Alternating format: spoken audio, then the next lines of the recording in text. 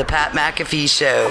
There'll be no rules for our guests, for us, for the things we can talk about. Yes, speaking his mind. I've never had a problem expressing my opinions or my thoughts or anything like that. While being relatable. I haven't had that manufactured fake-ass celebrity that a lot of people have whenever they go on those big networks. I've had a chance to really build my crew, build my following, build my audience. And ridiculous. What am I supposed to do? So I'm supposed to look at something that I can definitely afford and say, nah. Is that what I'm supposed to do? The Pat McAfee Show starts in 3, 2, 1. Good afternoon, beautiful people. It is Monday, September 6, 2021, years after zero. Happy Labor Day. This sports show starts right now. Yeah! Hey, it's great to be back in studio with the boys. It is great to feel the energy of the boys. It is great to be out and about in public and being seen by other people. It is fantastic to be outside of my house. I just got done with 14 days house arrest, basically, due to Uncle COVID. We were able to continue to do the show because of the incredible talent from the boys in this particular office. I appreciate you all so much for your incredible work. I hope you all give yourself a round of applause. Not just them back there, you guys also dealing with me being in a screen and then AJ on a screen and then other people on a screen and you sitting here and being able to feel and read the room and vibe. You guys are the absolute best. I appreciate the hell out of you. Now, it's not just like me back in the studio day, okay? That would be a very selfish way of looking at this.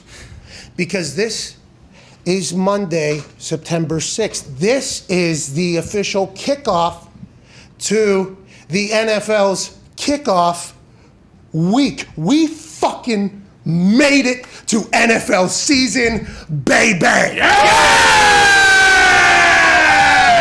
We'll talk about Bay later. That was quite a big moment last night. You know, he's a piece of shit. Yeah, scumbag. We've known that forever. I mean, congrats to him, and that is a pretty big deal. Yeah. But fuck that guy. Get him off my TV. I can't take this guy, you know, dude? Like, he's terrible, scumbag, asshole. Yeah. That's right. Can't say it enough. Proved it again last night. It just can't help it. It oozes from his body. If you stand too close to him for too long, like when I had to for 20-some minutes, first time out, no crowd, no big deal. When I went out there, you're worried that the scum is going to osmosis through. Yeah. That's right. That was a pretty fucking big moment. Yeah, Yes, it was. Daniel Bryan's is better, so who cares? Well, listen, Brian Danielson. Yeah, come on. I mean, Already. What's the difference? Another Ginder situation. now, with that being said, terrible guy. Mm-hmm. Congrats, though. And that was really fucking cool to see. pretty cool. And it was great to hear Oh, yeah. that fucker was loud. Oh, yeah. Uh-huh. Yeah. It was loud. Brought the roof off. To hell with them. To hell with them Yeah, all. guy them. stinks. Terrible. Fuck them. Anyways, Thursday. The Dallas Cowboys without their best player coming out of Zeke's mouth and Jerry Jones's mouth this morning on First Take, without their stud offensive lineman, Zach Martin, who's out because of COVID, which I think might happen this season more than we think it's going to happen because of the way the world is now as opposed to last year. Last year, everybody was literally locked down. Everybody's in their houses. So there's no meet and greets on the streets whenever you're going to your car to potentially go to practice, or there's no neighbor interactions because everybody's locked in their house. Now, no matter how careful these players are going to be, they're going to have interactions with people. That's going to happen. There is going to be, with COVID, there is a chance that people are going to have it that you couldn't even expect. We still don't know where the fuck I got it from. Yeah, no. Just want to let everybody know. I was on the same plane, smaller plane, with 4 people for 4 hours after SummerSlam. Nobody else got it, okay, but me. So then I come into the office with the boys. I'm around the boys, very much so. Nobody else got it but me. Was it a DoorDasher at my house? Was it somebody that potentially showed up with a package that I grabbed over the... We have no idea where it's from, and there's going to be those types of things happen throughout the season, and we're going to see some big-name players out. Zach Martin for the Dallas Cowboys being out is a massive fucking deal. Yeah. Dak Prescott's coming back from a terrible, despicable, disgusting injury. Faster than any of us could have imagined because Dak Prescott's a badass. After watching Hard Knocks, I got nothing but more respect for that guy. Absolutely. Swears, Right. Competitive. Yeah. I fucking love him. He's the man. I'm a big Dak guy, but he's even got to think like, okay, after almost a career-ending injury, if this was 10 years ago and we didn't have modern science, like 10 years ago, maybe 15 years ago, you get it. Yeah, just about. At some point in recent, not too long history, what happened to him would have been a career ender. Now he's back the next season. Now first game against the champs, with Ndamukong Suh coming back, and that defense that is absolutely stacked. He's out his offensive weapon on the offensive line in Zach Martin. He's going to have to think about that. Zeke's obviously going to have to think about that, and we have to think about that when we're betting, and we must act accordingly. Yeah. Okay, the Tampa Bay Buccaneers and Tom Brady allegedly playing fucking lights out football right now. Everybody in the building is saying, hey, we're playing much better than we were playing last year, and that's because they learned a lot about each other, I think, last season. It wasn't until after that Atlanta game, second half comeback bye week, where they changed their entire offense, that they became the fucking team that we saw at the end of the year and that we all expected at the beginning of the year when they hadn't figured it out yet.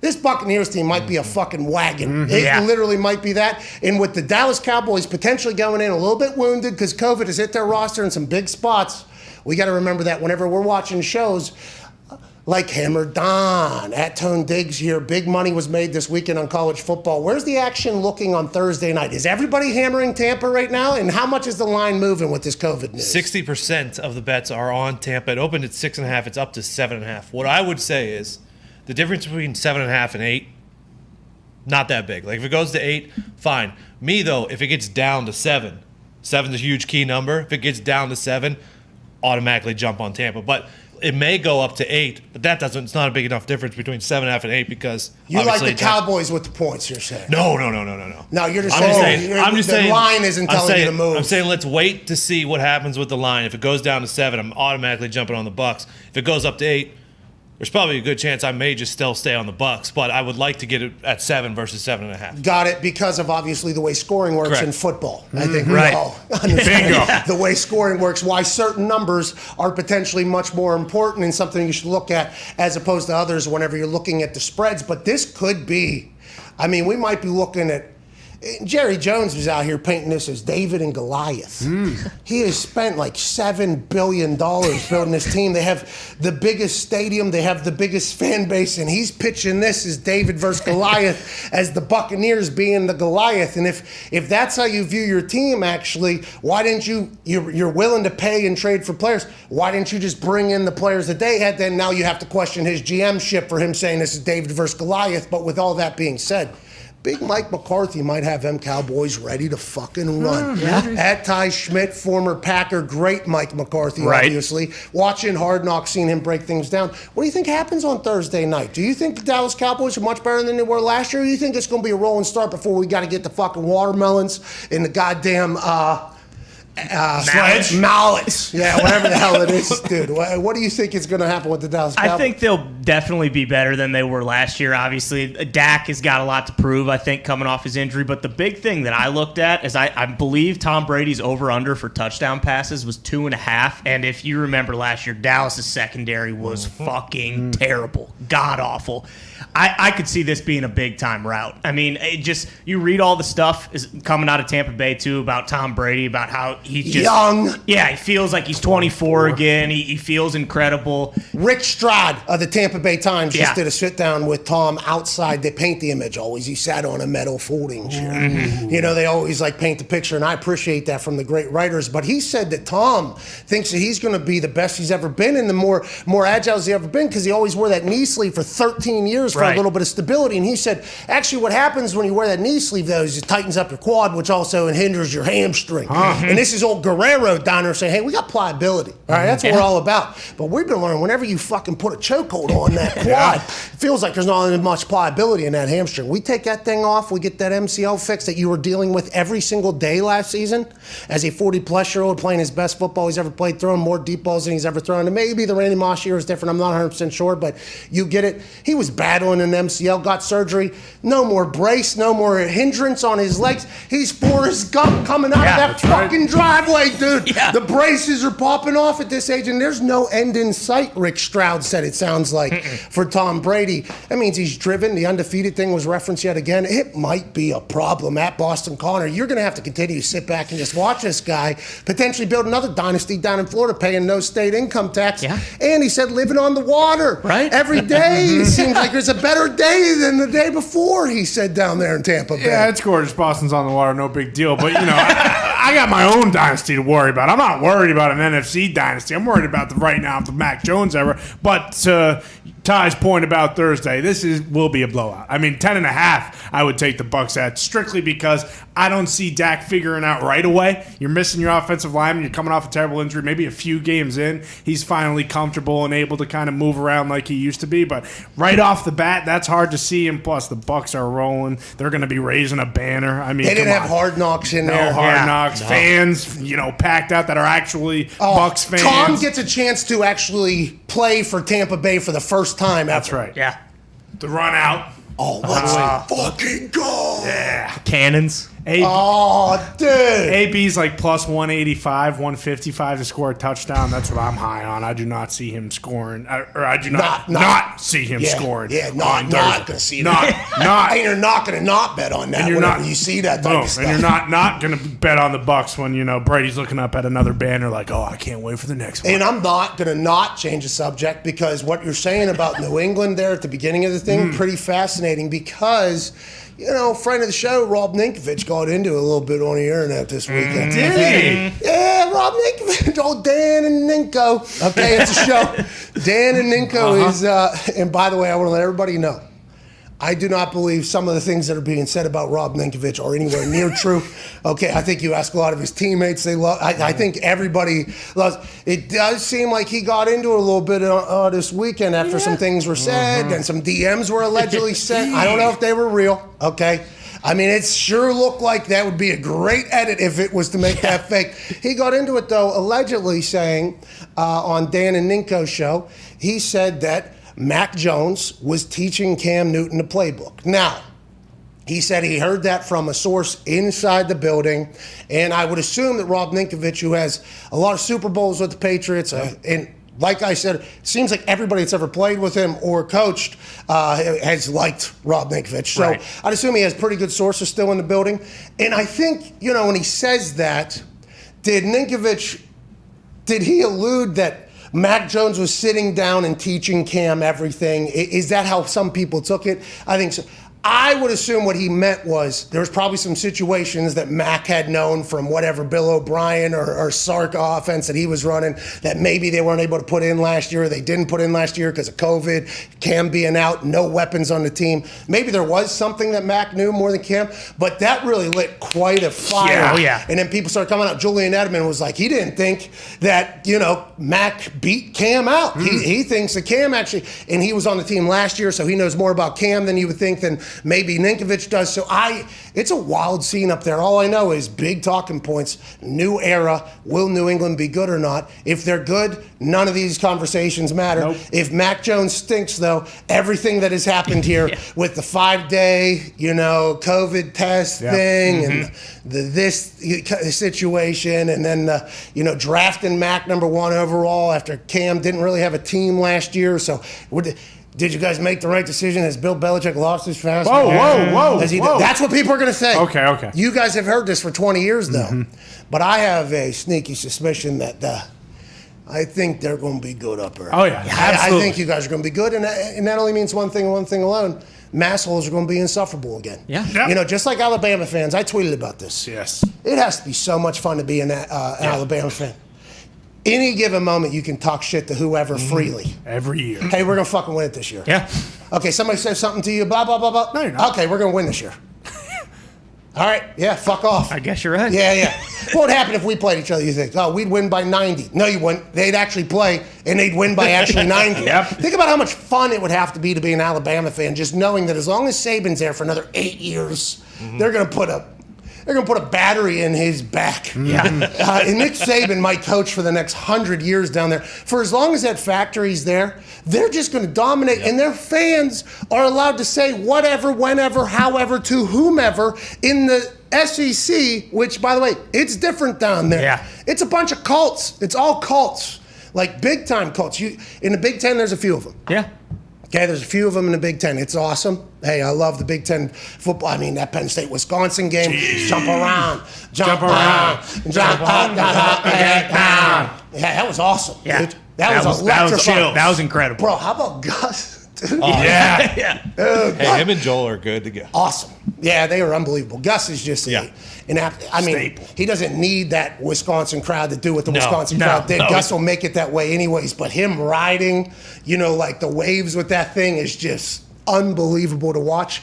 But like, if your fans are the best fans, which the SEC thinks there's like 10 of them down there where they all have the Colts, and the Colts in the Big Ten are awesome, and there's some other places, but everybody down there is in the Colt. I saw billionaires barking like dogs at a game in public in front of 70, literally hands on knees, bent over, okay? And you can't help but just join it. That was the Bulldogs fans, obviously, in the SEC Championship. I got a chance to watch.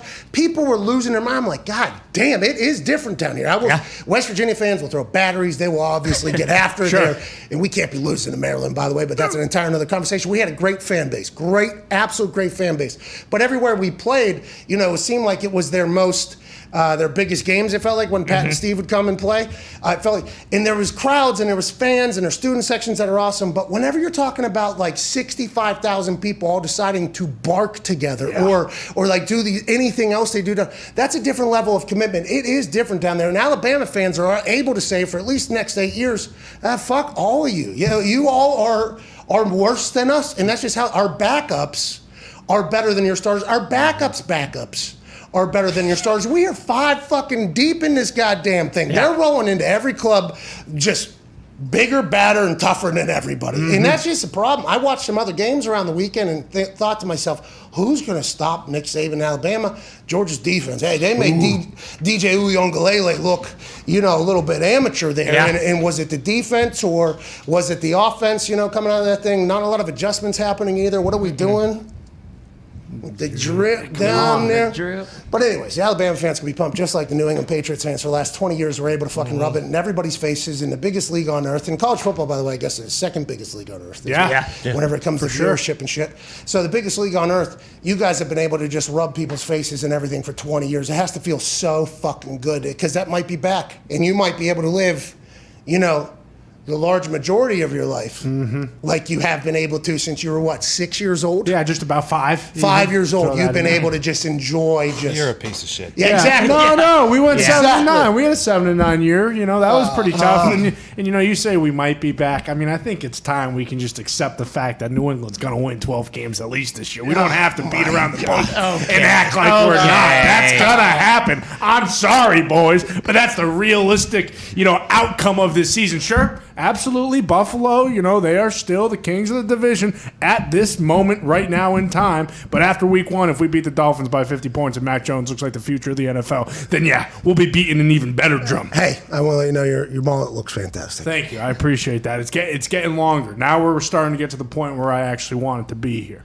Yeah, you a little bit of girth out there. Exactly. A little bit of girth, a little bit of length, a little bit of curl back there. Yeah, you got good curl. You got good bounce and ounce up on the top too. A lot of bounce. I mean, that's the thing. I'm waiting for the top. I still got to figure out how the fuck to blow dry my hair and comb it. I'm don't use a comb. Use your hand. I'm telling you. Look how high this thing is. I haven't got a haircut in 3 weeks. Yeah, it looks magnificent. It looks Look awesome. at that thing. It is too high. I don't know. Hey, higher the hair, the closer to God. Yeah, that's right. Amen. Hey, amen. Amen. But when you get that blow dryer really working, dude, you go high heat, okay? Okay, I've been going high low. fan, no. Gotta go going low. High heat, okay? High fan. Then you just take that thing and just shoot it straight up. Sure. Your hair will dance with that thing.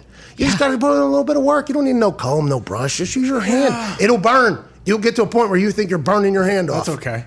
6. I mean, I'm good with that. I've gone through the... So you might have calluses on it. Exactly. Basically, I got markings all over these fingers. But, I mean, I'm telling you, when I do not use the comb, this hair is so goddamn curly. And I know you got the same thing, but I haven't been able to master the uncurl of the curl. All right, anyways.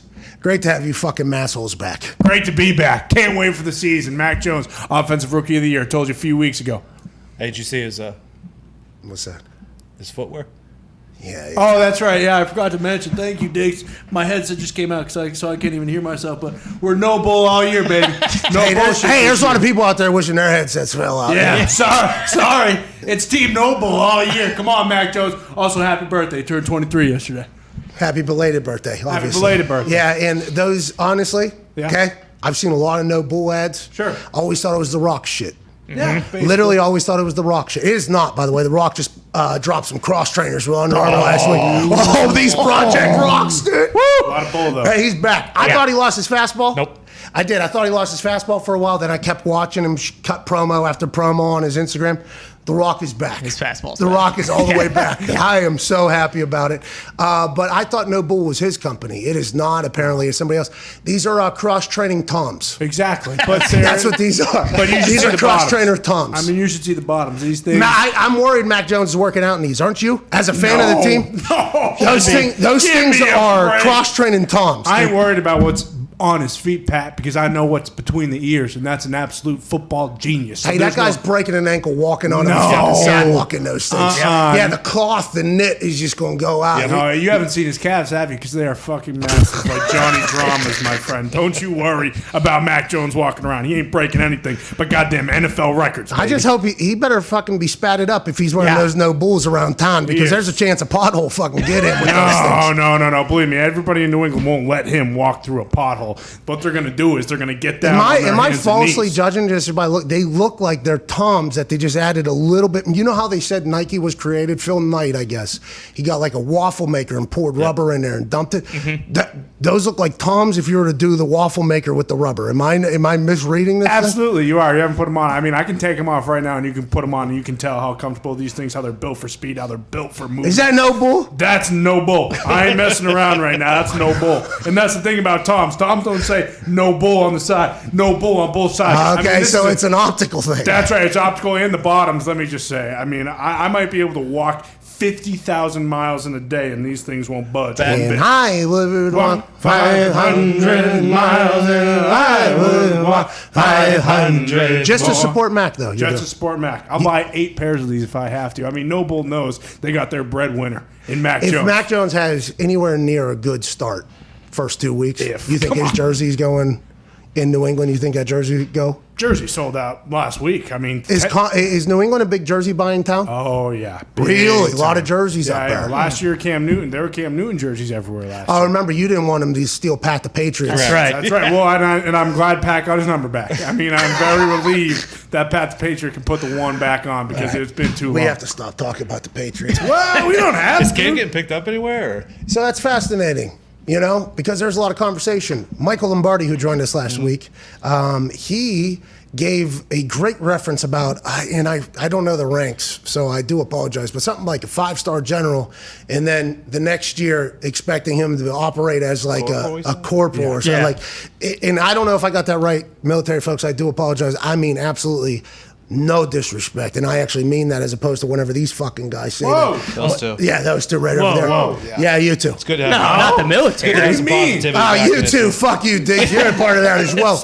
But it would basically be like that, is what he was saying. So I thought maybe new home where he goes in, and it's like, hey, Cam is the backup. This guy's the starter. It'd be very easy for him to kind of align and hopefully be a great piece of locker room, which, by the way, every locker room has said Cam Newton is an incredible teammate, an incredible leader. Everybody likes him with the expectation of him, whatever the expectation would be, wherever he would go. And is he better than some of the starters? I assume that chatter begins Sunday. Yeah. Because there's going to be no talk about Dak or Tom unless somebody, we won't even talk about it.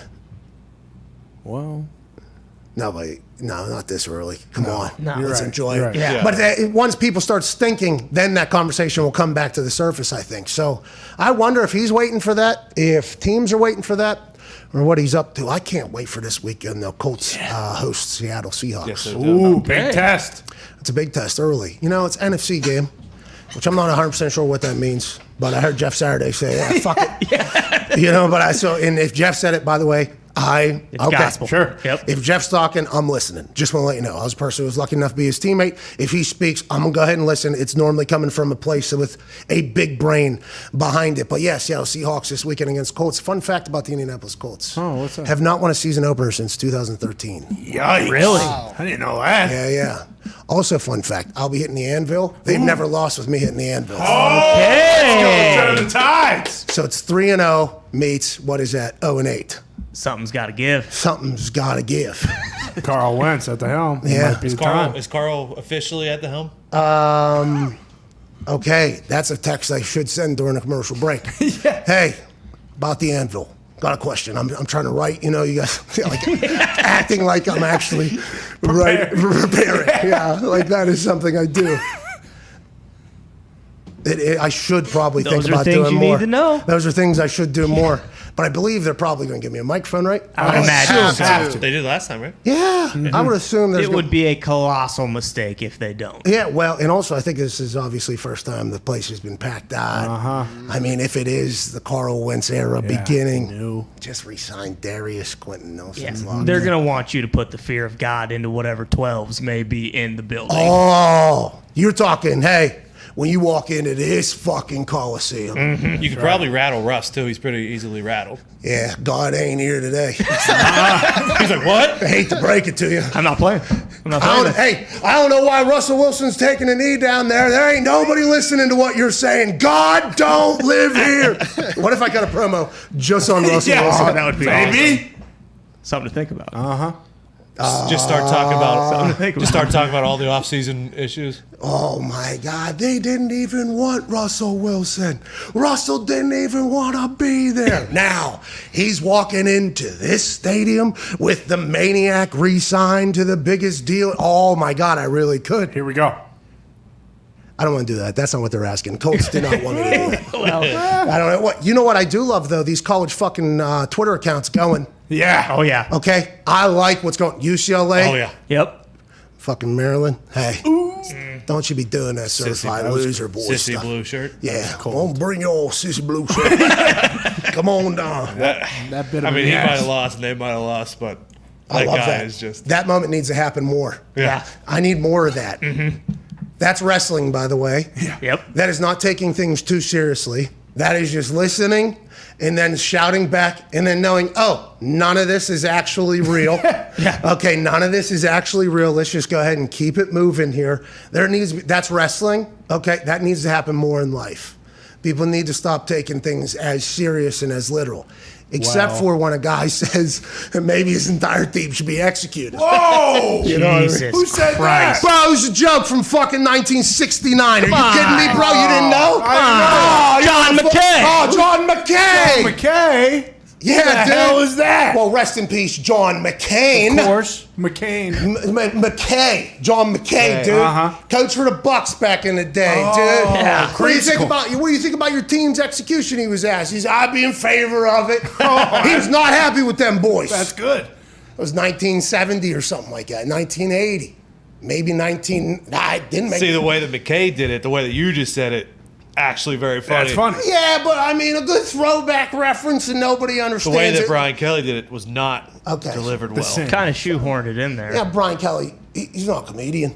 Okay, we've all known No, that. he certainly isn't a Well, comedian. he actually has. He ain't funny. Well, that's what that was my big thing. Is listen, I get it.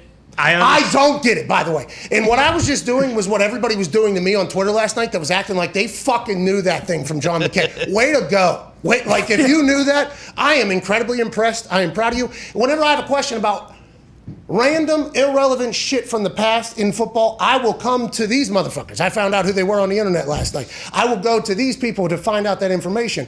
But that was a 2021, that was a wild, hilarious, okay, just that he thought it was all right. Okay, Yeah. I'm going to let this thing fly. And I wonder what his thoughts were in his brain as opposed to everybody else's thoughts. I think we got a chance to see that. But, I mean, there is a situation. Yeah, I mean, when you've actually killed a kid in you the can't past say it. and your previous past transgressions, like, man, he didn't even crack a smile or laugh after he said it either. So it was like, well, is he joking? Like, guy's a moron. I love by the way, What he said is not. a satirical reference to a situation that did happen. Yeah, very real situation. Very much did happen. Now, what I will say is the people that were coming after the people, like for instance, I put a tweet out like 10 minutes later because there was something else happening on another thing about with an asshole. Sure, scumbag. So I went back and watched. And I put a tweet out, I guess, like 10, 15 minutes later. Did this? This is wild. Because, by the way, just follow-up question. Now, there's zero chance of her to give an actual, like if Katie Georgia goes, what? Did you just say your team? Imagine the. Oh, man. So I don't expect it. But immediately afterwards, somebody should have said something about. Mr. Kelly was obviously referencing an old joke from John McKay in 1970 about his team not executing properly and him being so upset that he would metaphorically like to kill them. Now, let's go forward, because that's the world that we currently live in, right? Absolutely. And you kind of got to, be where your feet are. Mm-hmm. You know what I mean? Yeah, Coach JB was not happy about the response to Brian Kelly's statement either. What do you mean? Coach JB was like, oh, you soft slap dicks. This is exactly what society's turning to now. It's coach talk. I will say there was a lot of people that said it was getting very soft for the way people reacted. And I will say, I agree. I understand. It was a joke. Like, hey, people, I don't think you should take anybody serious, to be honest. Yeah. But people do in the world. But I mean, there was no indication that was a throwback to a joke in my eyes. I might have been the biggest idiot of all time. I didn't even know John McKay was coach. And, I need to study up. I need to fucking learn a little bit more about what we talk about. And it's history, obviously, but that was wild to me. Very wild. Hey, big time fucking kick by their kicker, though. Oh, yeah. Good boot. That was a big time ball, dude. Yeah. Especially with that storybook that was supposed to happen. On the other side, it seems like everything is working against you from the universe. On Bobby's night. Like, hey, look, what's that? It was on Bobby's night, too. Yeah, Bobby Bowden. Oh, of course. Sorry, rest in peace, Bobby. Because it became Mackenzie Milton's night. Exactly. That's what I'm saying. You were saying. Yeah. It's everything. Everything. The momentum. I mean, everything. And then just walking out there for a fucking 41-yarder or whatever in overtime. Overtime kicks are the worst. I've missed one. I've made a bunch. Nobody remembers those. But I missed one. And it was, you lose the game. Yeah. If you have the ball first, you literally kick, you miss it, and it's like, oh, the game's completely over. Because they know what they have to do, hopefully, to get into a situation to kick a field goal. But you got to come through on the other side. I've seen games where both kickers have missed. I think that has happened. I mean, it is an insane world out there. That kid stepped up and made a big time. Well, and then like the Florida State kicker, no one's going to remember the kick he had to send it into overtime. 43 yards. Yeah, exactly. Like cold-blooded to complete the comeback and send it into overtime. And then he makes the 50. Yeah, makes the 50 clean, and then the refs take 7 hours. So think about that kicker from Florida State. Let me pause this. Think about that kicker from Florida State. Heavy beat, heavy bass. Yeah. I didn't expect that. It was kind of blowing out the bottom of my eardrums while I was playing. I apologize that. But think about going out there for a 50-yarder in overtime, by the way. Okay? That's a long fucking ball. Something went wrong in the first 3 plays here of overtime. What are we doing? How'd this happen? So he goes out, buries it. Mm-hmm. Okay, now granted, the whistle blew right before, so there is an argument that he didn't feel, there wasn't any actual pressure, so he's just swinging or whatever the case is. Whatever bullshit. He made the kick. That thing went through. Here we go. Now they got to kind of answer that thing. Then they review it. Norvell, says, 50 yards, a long fucking ball here in the middle of this situation. I'd like to review it. But what he couldn't have expected was that being the longest review of all time. No. So that kid that just drained a 43-yarder or whatever to make it to get to overtime, a 50-yarder in overtime, think about the feelings that is going on in your body there in between your ears. Then he's just going to sit there and walk for 7 minutes. And it's like, by the way, this entire stadium is staring at you. Yeah. Okay, Bobby Bowden night. Mackenzie Milton just came back after 1,000 days after a catastrophic injury. That's right. Shout out Tessitore. Big time. Emphasized it. He knew what was happening right in front. There was a movie happening right in front of it. That was going to be a documentary forever. I mean, that was a big deal, So I couldn't even imagine. I was so nervous for him. I was just sitting there, and it was like, are they doing this to move up closer? Because he's still got to hit a ball. Like, if you play golf at all, it doesn't matter if you're fucking 50 yards out or 100 yards out where you're supposed to be. If you don't hit the ball, Like, it really doesn't matter what club you have in your hand either. If you can't hit the ball, if you're going to blade it, every fucking club's the same. I don't know how to, like, if you're not going to hit, you're going to still have to hit a ball. Like, that 7-yarder it ended up being, he would have had to hit that just like he would have had to hit a 50-yarder. I mean, people, you obviously have more room for error. And sometimes in college on the hash marks, closer is worse, actually, because you have just a tiny little thing and you're so much wider than in the NFL. High school, it's got wider uprights, so it's not really the same conversation. But that whole thought process was one where I was like, oh, they fucked this up. And I was literally so nervous for him just sitting in my house. I was like, I feel so bad for that kid. I feel so bad. Now, granted, they're not going to a national championship. They're that team nobody expected to win the ACC or anything like that. That would have been a massive celebration after that win, especially with Notre Dame being ranked 9 and on national TV at night. I mean, that's a fucking big deal, obviously. But man, I felt so nervous when he missed. I was like, yeah, well. Yeah. I mean, we could have fucking expected You this. almost knew after they took that long. It was like, oh, okay, here's what's going to, like, it's going to go from the best night of his life to the worst night of this his guy's life. Yeah, in a matter of 15 minutes. College kid. Yeah. Best night of his life, sent it to overtime. I'm a fucking dog. 50-yarder goes through. Ha! Yes! This is awesome. Then it's like, Coach Norvell's like, I want to move out. Go sit in the locker room for 15 minutes. Just fucking, golly, that's tough. The mental toughness there would have had to been out of this world for that to happen. Yeah. I wish he would have done it. He'll learn from this, probably get better. He had a hell of that. That ball to go to overtime should be a moment he should relax and fall back on whenever if he starts to question himself at all. Hey, you're a good kicker, kid. Don't worry about it. Mm-hmm. There's going to be nights like that, though. Yeah. And it is not fair, all right? And everybody will move on until it gets brought up in front of you every single time. And you're just going to have to do it. You're just going to have to. That's part of it, though. Like, that's what being a kicker is. Yeah. Hell of a ball from the Notre Dame kid, though. Fucking, that was awesome. He swung. He went after it, which I appreciate. So whenever you see those big kicks and they, like, go, like, I have the utmost respect for where they were mentally that, hey, I'm going to go after this. Yeah. I'm not going to try to guide it in. I'm not going to try to do anything. I'm not scared of the moment. I am going to swing my fucking ass off. That's why that Vinatieri 48-yarder against in the dome against the Rams, where it just goes dead center and that thing goes through at the top of the thing. It's he had to swing so hard at that, and to let yourself swing that hard. The place you have to just be like a full fucking savage, really, to do that. So I have so much respect for that kid last night. It was an awesome game. Awesome. All around. Awesome college football weekend. We'll talk about that and some of your phone calls on the other side of this 4-minute break. It's great to be back in here. I appreciate you all. This is the Pat McAfee Show, Monday, September 6, 2021 on SiriusXM, Channel 82, Mad Dog Sports Radio, and youtube.com/The Pat McAfee Show. We'll see you in 4.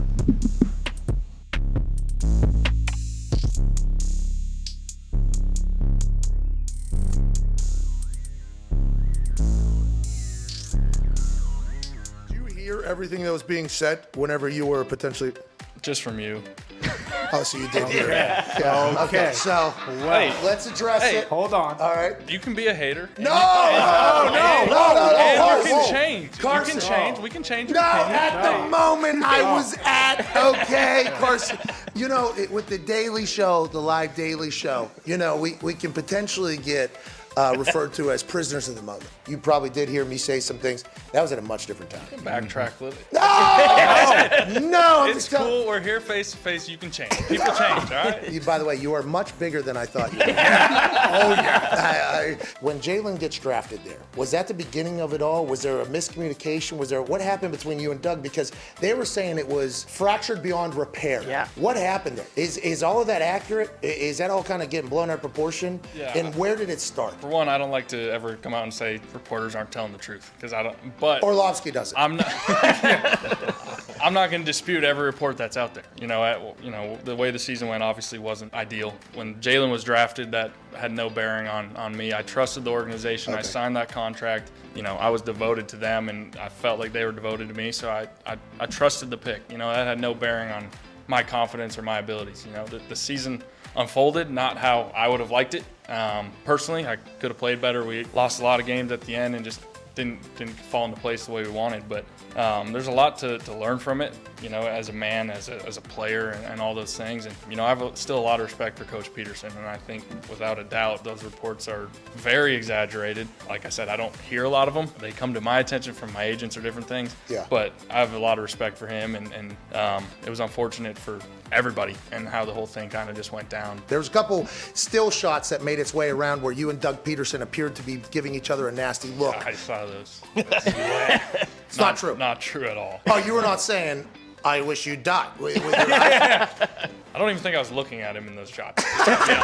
So I did see that. I'm like, of course they're gonna play this one up. They're gonna make a story out of anything. That's how it is. So, but yeah, that's not true at all. Okay, so I'm happy to hear you weren't giving Doug Peterson death looks. Like you never thought like, oh, football isn't for me. Like there was never a thought where I don't like football anymore. Or I don't want to be in this bullshit league anymore with this business. There was never a thought like that. No, I mean, don't get me wrong. The way the season went, I mean, it was frustrating. And People so have those that's why I stepped away, and it almost rejuvenated me. It's almost like last year pissed me off so much. I want to come back in a different way and do everything I can. I am thrilled to be here and to have this new start, new opportunity. And community seems amazing. Fan base seems amazing. Like we said, it seems like the perfect fit.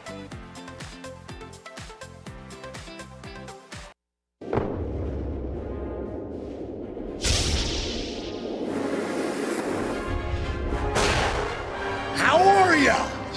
I'm Roman, a men's health brand that can dance very well and make you the best you possible. Are you suffering from male pattern baldness? We got something for that. Herpes. See ya. Premature ejaculation gone. No more coming too quick. Allergies as well. And that's not all. We have clinically tested supplements for everything, including erectile dysfunction. Come on! Bye-bye! GetRoman.com/Pat. Be the best you possible.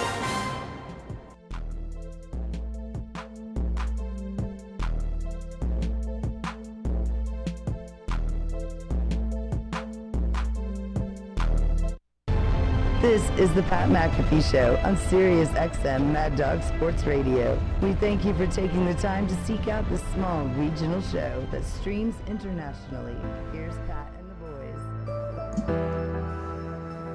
boys. Welcome back to that show. Fantasy football draft season is upon us. It's time you put the PP back in PPR League. With the sponsors of today's show, Manscaped. The leaders in below-the-waist grooming just launched the new Performance Package 4.0, PP 4.0. Join the 2 million men worldwide who trust Manscaped and get ready for kickoff by going to manscaped.com/Pat for 20% off and free shipping. This will help you tame that Troy Polamalu in your pants. Oh, okay. Big bush. If you groom below the waist, the Performance Package 4.0 is an essential purchase. And good news for our international listeners, their life-changing products are now available in Canada, the UK, across Europe, Australia, South Africa, and Singapore. Okay. Congrats to one championship. Inside their Performance Package 4.0, you'll find their Lawnmower 4.0 trimmer, Weed Whacker ear and nose hair trimmer, Crop Preserver ball deodorant, Crop Reviver toner, Performance boxer briefs, and a travel bag. Wow. Good God. Yeah, that's a lot of shit. First scheduled off for liftoff, the new Lawnmower 4.0 trimmer. This spaceship is here to guide you on a journey to trim your body, balls, and even your gap. Oh, tape. Yeah. Hell yeah. I believe that's what they are referring to. Okay. I wasn't sure. Yeah, down there. What's that, pal? I thought you said gat. Well, Like, get that'd be the your gat, get gun. That is well. Hips. You can shave your hips. You could shave the gun as well. Yeah, you will be shaving the gun. That is Yeah. actually why the proprietary technology that is Necessary. somehow nick-free is absolutely necessary. The Lawnmower 4.0 also has a 4000K LED spotlight, which allows you to be as accurate as that clip of Brady playing catch with the football throwing machine. Oh, nice. Yeah, that's right. Football throwing machine. Forgot about the football throwing machine. Well, we're doing Dahn ups. Down. Got the football throwing machine.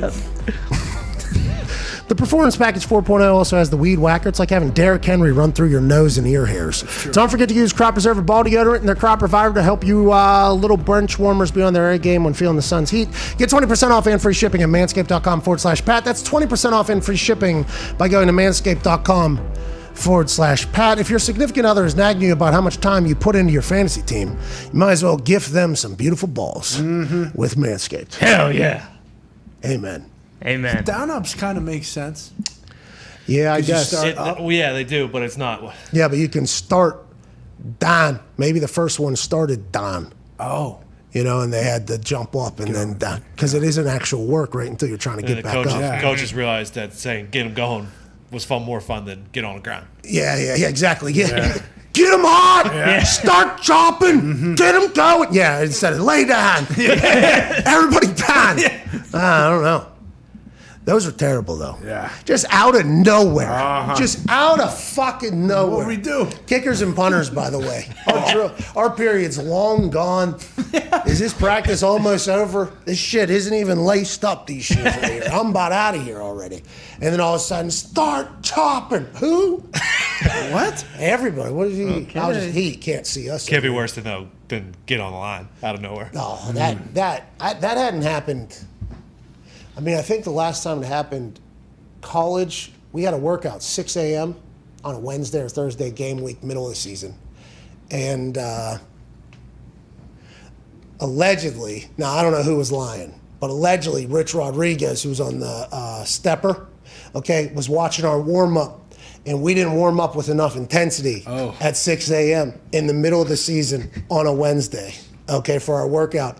So instead of the workout that morning, we had to go do a full summer conditioning period. Yikes. And I'll tell you what, there were some conversations that were had by some players with some strength coaches at certain times during said workout that we thought as a whole was very much unjust and was not needed.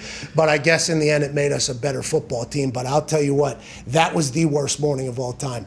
Go inside, get your cleats. What does this even mean? Hold on. Oh, am I going to kick balls right now? I haven't ran in 7 weeks. I mean, you guys don't even let me run because if I pull a muscle, I'll be dead. He said, everybody, get your fucking ass and get your cleats. I'm like, oh, no, I haven't ran. Barwis, I have not ran. I have not ran in a long. You've seen me. The only time I run is on the field or whatever. You guys literally do not let me run because if I pull anything or anything, hey, you heard him. That's a bonus.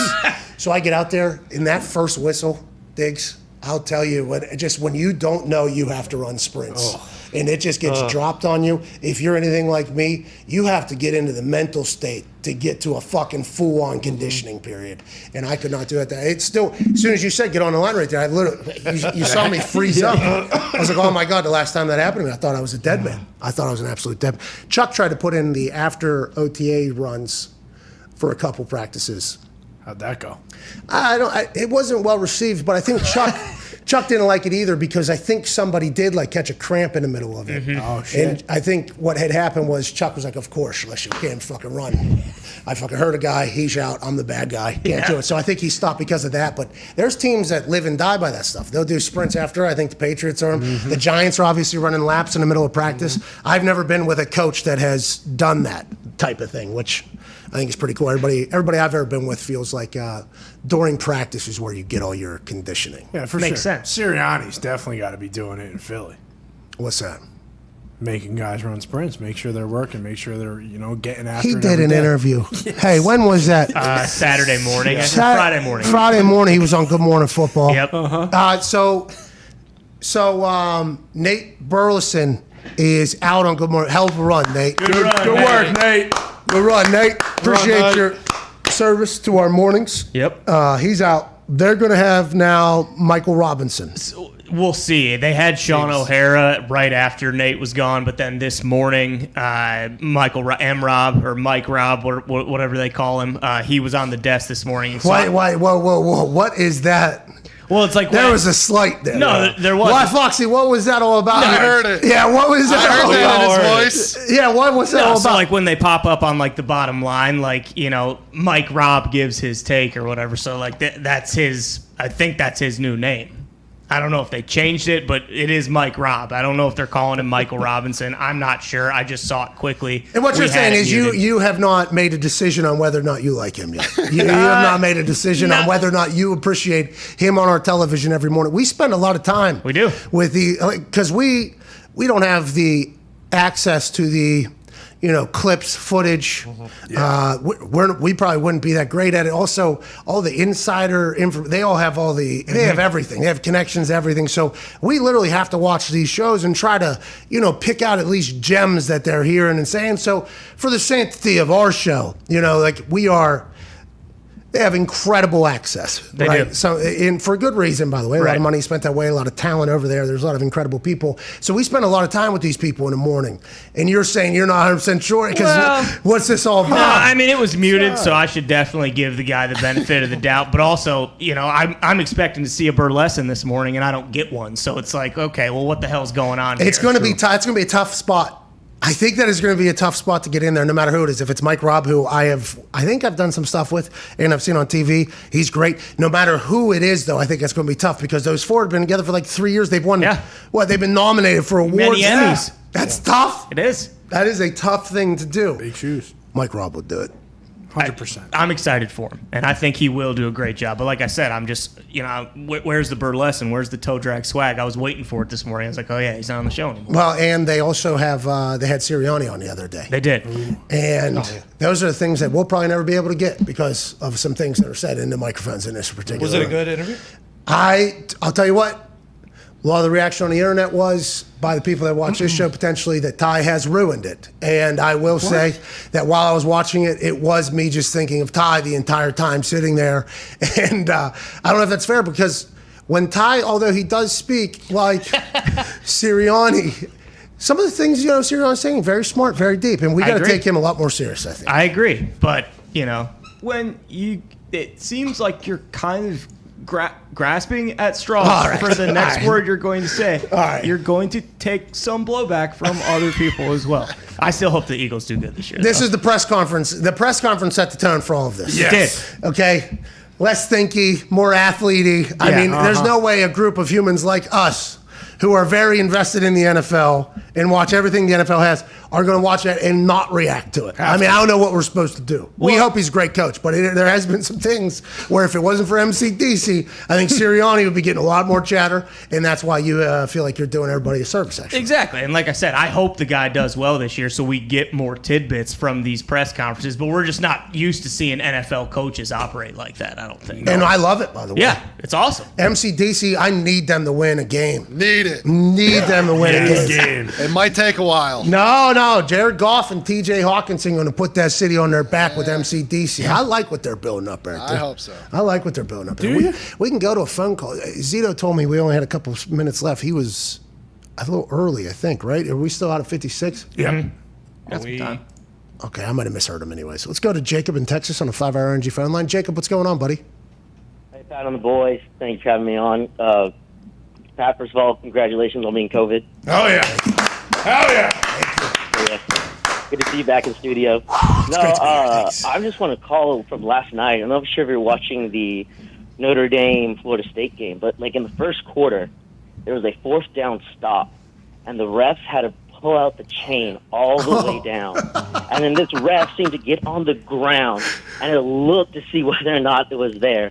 And I was just like, oh, my God, this tells us a lot of going on with these refs, and especially when it came to the end of the game, the overtime, with the overturning of what should have been clearly like a fumble instead of this tuck rule that they were doing.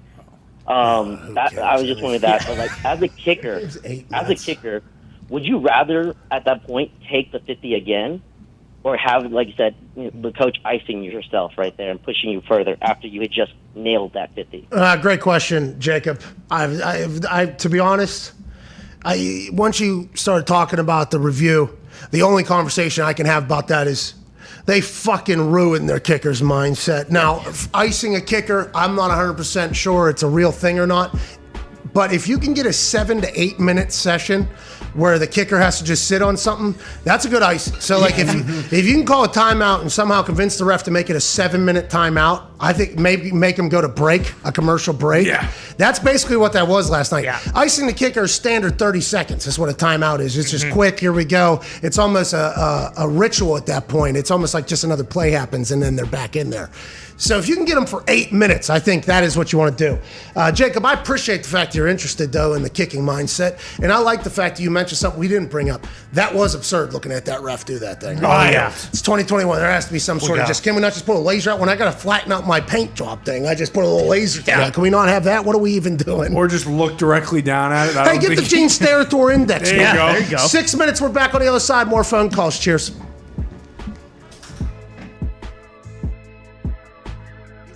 ACDC name tag then, because it's a long time. ACDC. Do you hate it? Do you love it? I feel like we potentially offended you after finding out you're a diehard Metallica guy and we call you MCDC. No. Listen, I love classic rock as well. So. I don't strike you as a numbers guy. Yeah, whenever I heard you, I was just like, you know what? I'm not 100% sure this guy is just going to be listening strictly to the analytics guy. I just kind of a feel I had. I got through addition and subtraction.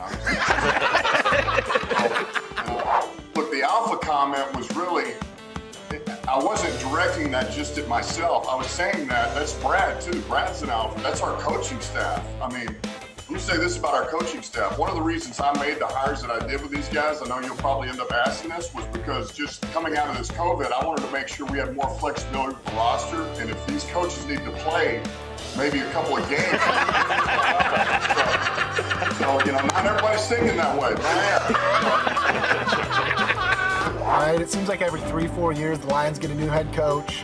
It seems like the rebuilding process has been happening my entire life. 26 years old and I've never seen a playoff win for the Detroit Lions. So I want to know how you and your coaching staff plans to make this one different. Yeah, look, first of all, I think I love Foxy, man. I tell you what, I love the optimism that he brings. Look, I would say this, to me, the short answer is Sheila Ford Ham.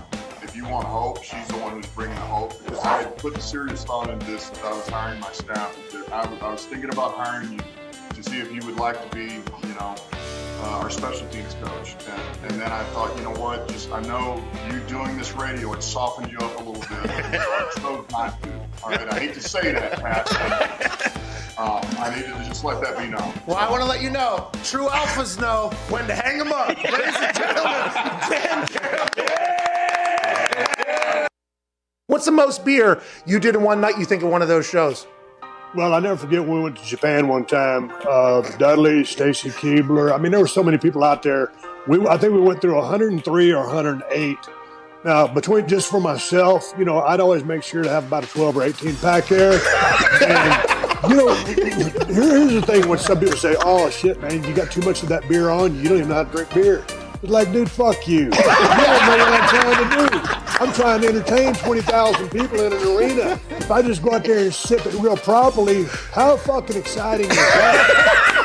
So when you're out there on an empty belly and you're shotgunning beers and all that shit's going in, the half that was going in was for me. The half that was going on was for them. Nice. But I'm telling you, Pat, when you shotgun a bunch of beers like that and you're drinking about half of each beer, you got a pretty damn good buzz when you come out. And that's a sacrifice I was willing to make every single night. I would assume you were pretty fucked up, yeah. When did you start self-cheersing? When did you start self-cheersing? Was that something you did in college? You're like, hey, Steve, good for me, man. Like, when did that start? No, you know what? I got to give credit to Sandman for starting that, but he was bashing him off his head, and I don't remember, and it wasn't because Sandman was doing it, so I don't want to say I copied him, but he was the first. So, and then my style was, because people always get us confused. They'll say, yeah, man, you used to bang them on your head. No, motherfucker, I was the guy that clacked them together. It was just something we came up with. I don't know how the beers got introduced to the ring, but it became a thing, and we ran with it.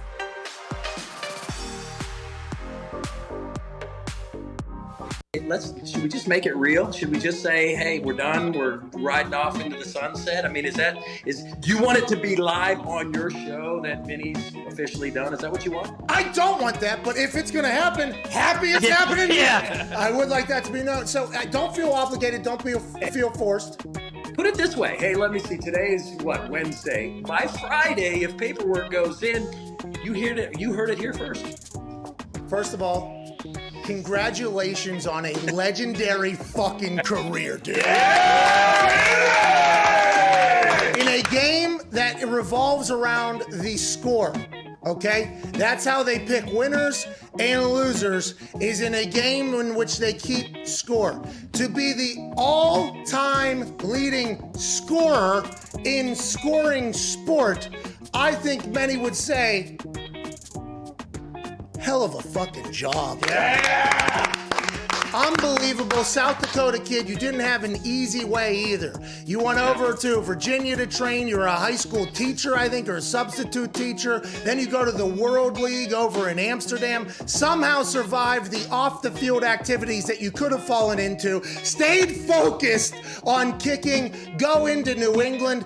Beat out Matt Barr at some point, even though he had an incredible career. Win Super Bowls. Memorable moments. Biggest moments in the sports history revolve around your foot in a lot of cases. Congratulations, man. You're the fucking best. I was honored to be your teammate. Yeah.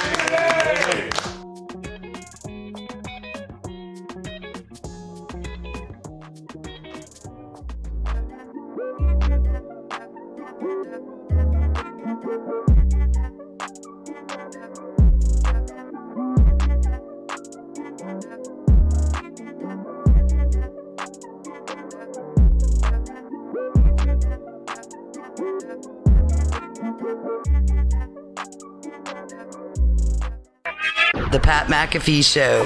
There'll be no rules for our guests, for us, for the things we could talk about. Speaking his mind. I've never had a problem expressing my opinions or my thoughts or anything like that. While being relatable. I haven't had that manufactured fake-ass celebrity that a lot of people have whenever they go on those big networks. I've had a chance to really build my crew, build my following, build my audience. And ridiculous. What am I supposed to do? So I'm supposed to look at something that I can definitely afford and say, nah. Is that what I'm supposed to do? The Pat McAfee Show starts in 3, 2, 1. Good afternoon, beautiful people. Hour 2 on this Monday, September 6th. Happy Labor Day to all of you. This sports show will continue in 3, 2, 1. Yeah! Shots flying to that beat drop. Here we go. Hour 2, we'll see a human who's in his attic who won a college football national championship. His team that he is a legend of started out covering, even though it looked like they weren't going to. I mean, covering somehow in the end with a whole new cast of characters. Ohio State legend, Green Bay Packers all-time leading tackler, ladies and gentlemen, Super Bowl champion A.J. Hawk. Yeah! What's up, dude? What's up, guys? Hey, credit to Zeke. I accidentally hung up about 10 seconds ago, so he scrambled and got me back on. Good job, Zeke. He's also controlling the audio as well, and the countdown. So, hey, Zito, spinning plates back here. It's a Zito production, pal. We appreciate that. Why'd you hang up? Why'd you do that? I didn't mean to. I was just making sure I was closing out everything else like I always do, and I closed out FaceTime. Are you a little bit worried about your cookies getting shown on the screen? No, you idiot. That's why he did that whole. That's why he did that whole poop in the mouth thing. That's right. Yeah, close out a porn. Close out a ball because your subconscious is reading them. Is that why, or is it because I don't want to have other programs running because I don't want to slow down the stream or slow down my computer? That's what you guys always yell at me when my system goes off. Oh, what kind of programs you guys running? Well, we appreciate you caring about the show, honestly. Okay. Can we talk about a picture that was put on the screen during Cincinnati's game on ESPN the other day? It was your linebacker room, and I knew that it happened, but whenever they actually showed a picture of it, I think it took it to a whole new level for me. You got General Bob Carpenter all the way to there to the right. You got the Director of Strength and Conditioning Sports Performance, number 51 right there. Right next to 51 here, you go, this guy fucking all-time leading tackler for, no, not him, not in the white, in the jersey down here. All-time leading tackler for the Rams, 47 up there, best jawline in the history of anything. All-time leading tackler for the Packers, and then this guy who's about to take Cincinnati to the promised land. I mean, what a fucking group. Is there any other stories that I left out there or missed? I mean, there's plenty of stories when you think about that room, but yeah, seeing that picture definitely took me back a few years and made me understand, like, hey, Luke Fickell, he put up with a lot. Trust me, that year was very stressful on him. I'm sure it was fun at times, but that dude put up with a lot that year. Was that his first year coaching? he was on the staff, but he was like assistant D-line coach. And then my last 2 years, he was our linebacker coach. And I know James, so Laurinaitis is down there. James was a freshman that year, and James said after we left and we were gone, like their first meeting back, I think for spring ball when all of us were gone, Schlegs, Bobby and I, Luke's like, hey, I'm just letting you guys know it's not going to be like that. Like that's not what it is. Like at certain times you guys got to dial in. He's like, yeah, I know it was fun. They took care of their business on the field, but off the field and in the meeting room, like it's not going to be like that anymore. So you would say the way you saw Luke Fickell, probably not the coach he is today, you would assume, but you maybe laid the groundwork for him to be like, I got to tighten this shit up. Yeah. And are you and General Bob Carpenter and Schlegs potentially responsible for this absolute dominant run from the University of Cincinnati Bearcats? Do you feel like you deserve more credit in this entire thing? No, I think we deserve less credit. Luke, it wasn't like Luke was letting us run willy-nilly. Trust me, that was never happening. He would hold people accountable 100%, but I think it is known.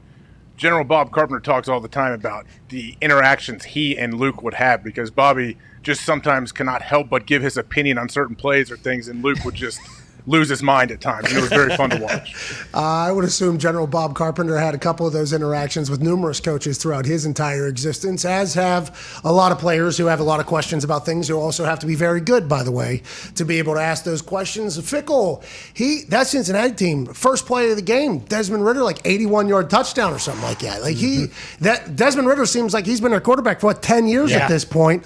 They are really good. They might be in the Big 12. Allegedly, they're joining the Big 12. I mean, there's a lot of things happening for your old friend Luke Fickell, man.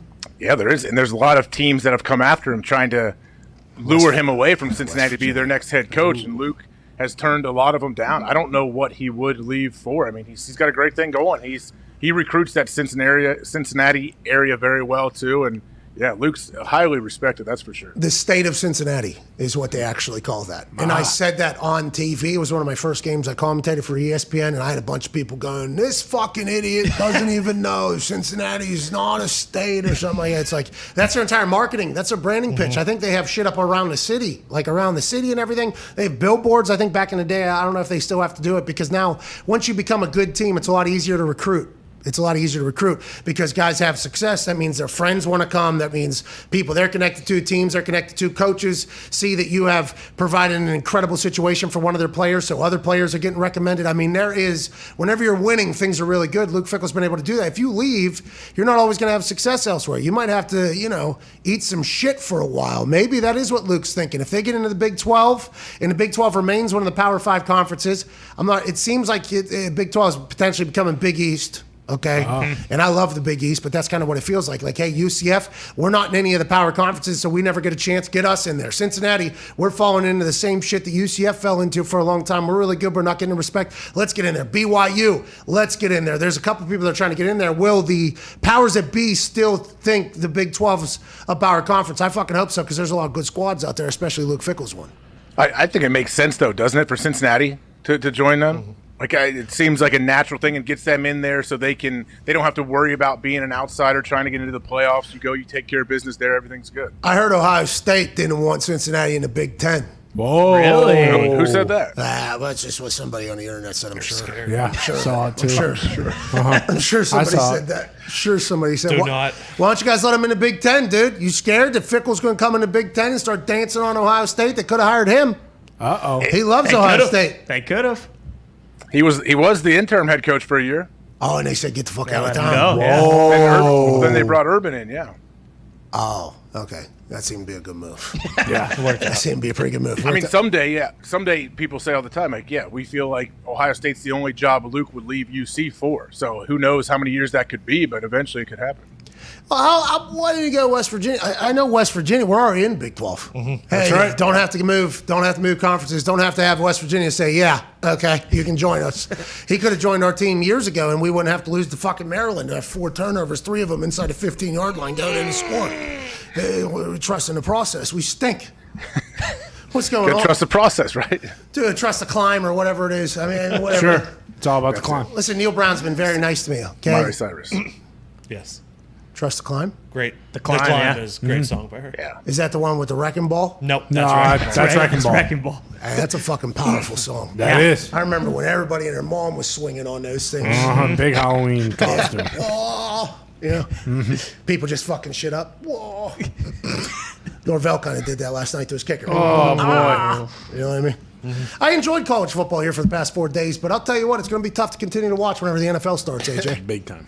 Yeah, I'm kind of with you. Yeah, there's certain games that will grab my attention for a little bit, I guess, when you talk about college football. Last night, the Notre Dame game was fun. That was cool to watch. It was the Mackenzie Milton story. Everything was really cool to see it all play out, and then Notre Dame finds the way, and the kicker drains a huge kick. Yeah, kicker did drain a huge kick after another situation that happened. We already talked about it. Don't have to talk about it now. Let's keep it moving. But, like, the entire college football, the Virginia Tech – Sandman. Like then Wisconsin jump around. It was incredible to see college football back to what college football is, which is a lot more about the pageantry and the tradition and the things going around the field as well. Like that's a massive part of the entire presentation of college football. It was good to have that back, I think, AJ.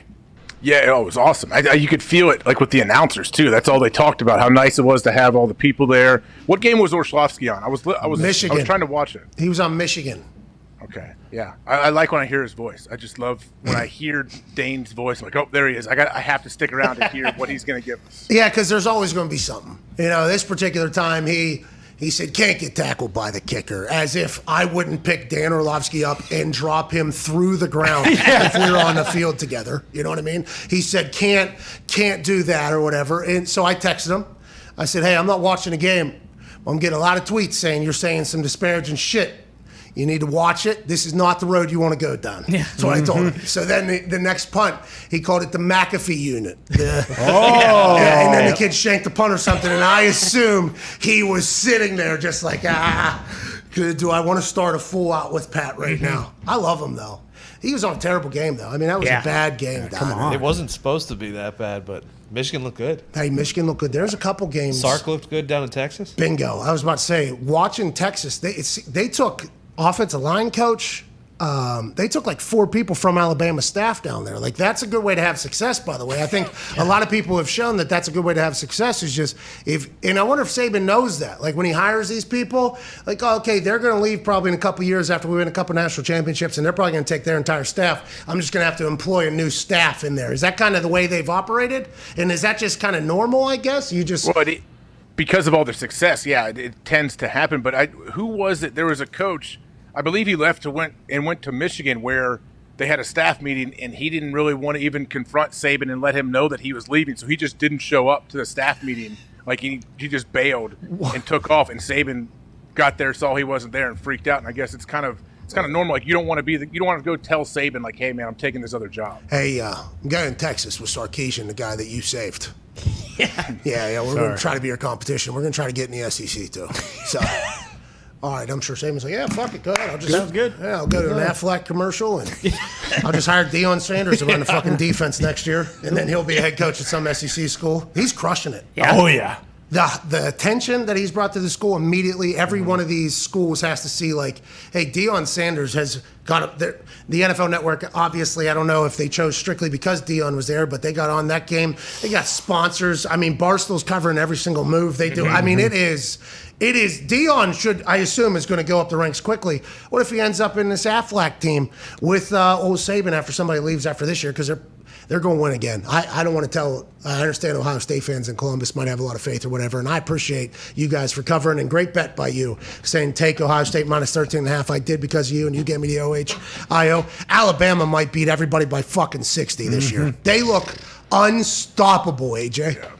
I mean, Alabama is Alabama. New quarterback steps in. First time, went through 4 touchdowns already. Looks like he's been there forever. He even got Nick Saban spoke very highly of the quarterback after the game too, which usually does not happen. Like he is like a Belichick guy where he doesn't really pump his own players up too much to the media. Did you listen to Bryce Young's interview after the game? No, I did not. I see why Saban talks him up, by the way. Yeah. He cut a promo basically for his entire team. He did like the perfect quarterback, like ask about being a part of Alabama's history books already with one game. Immediate deflection to coaching staff, offensive line, offensive coordinator. This guy did this, the catches, this person made. Literally, it's just like, oh, this is a factory created the fucking number 1 overall pick 2 years from now. I mean, it felt like that, and with how Saban felt last year, and he came out and said, if you're a coach who still believes you got to run the ball and stop the run, and that's how you're going to win, you have no idea what you're talking about. You got to air it out. Sarkisian brought in an NFL offense. Mac Jones won ham on there. The year before that, Tua was doing his thing. So I think with Bill O'Brien running it now, he'll probably get a head coaching job somewhere, especially the more and more we learn about the happenings at Houston. Maybe we judge Bill O'Brien a little bit too much. I'm not 100% sure. True. With Doug Marrone down there, it's just like they're just going to be a fucking machine, a factory forever. And the backup to Bryce Young, by the way, would start where? Every other school. Yep, exactly. So it's fucking unbelievable what they've been able to do. He's having fun, too. He put the leather helmet on. He's having fun out there, AJ. He's having fun. He's smiling more there than he does when they win the national championship, I feel like. I wonder if he's at the point where he's like, I just got 8 more years with $8 million a year to do this, and the team's already set up for the next 8 years with the players we currently have, especially now that there's like 7-year vets in college football, because there's the red shirt, the gray shirt, then the COVID year. So that's 3 right there, and then you can add 4 more on there. And then there's blue shirts, too, if somebody gets hurt. You could technically get a doctorate while playing college football if you play this thing right with how the COVID year was added in there. I mean, he's already got the team set up for the next 8 years. He's got nothing to do. Well, and I think to your point about like that is the one thing about college football that just pales in comparison to the NFL is you look at the quarterback play across the board, and like Alabama, they got a guy who hasn't played yet, comes out and just looks unbelievable. Granted, he's got a bunch of studs to throw to, but you watch a lot of these other games and it's just like why are you talking about West Virginia? I wasn't specifically talking about West Virginia. Hoagie looked good. I was talking about that Penn State-Wisconsin game. Again, great defense. Penn State's quarterback overthrew his receivers. Tua's younger brother looked good. Yeah, he did. Leah. Tongue of Leah. He fucking looked really good. You don't like Hoagie? I mean, I just don't know how West Virginia hasn't had another quarterback that's come in and played better than this guy. I don't understand it. Practices must be impossible to perform well if this is the only guy that performs well. Seems like we got a lot of mistakes to be made, but you're right. Wisconsin, Graham Mertz, too. Yeah, he looked like shit. Whoa.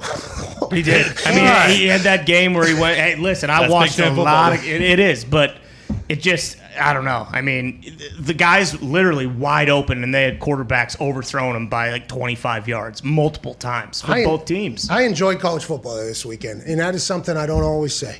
I can't say. It was great. Not at all. That 16-10 Wisconsin-Penn State shit show was awesome. I mean, it's like watching the MLS. You have no idea what's going to happen. There's going to be something that's going to happen at a level that how they, what was that called? The reading level? Accelerated reading. Accelerated reading level, whenever you're at a level and then you read a book that's allegedly like 4 things down or whatever. Like, this is a third accelerated reading, you're at a 10.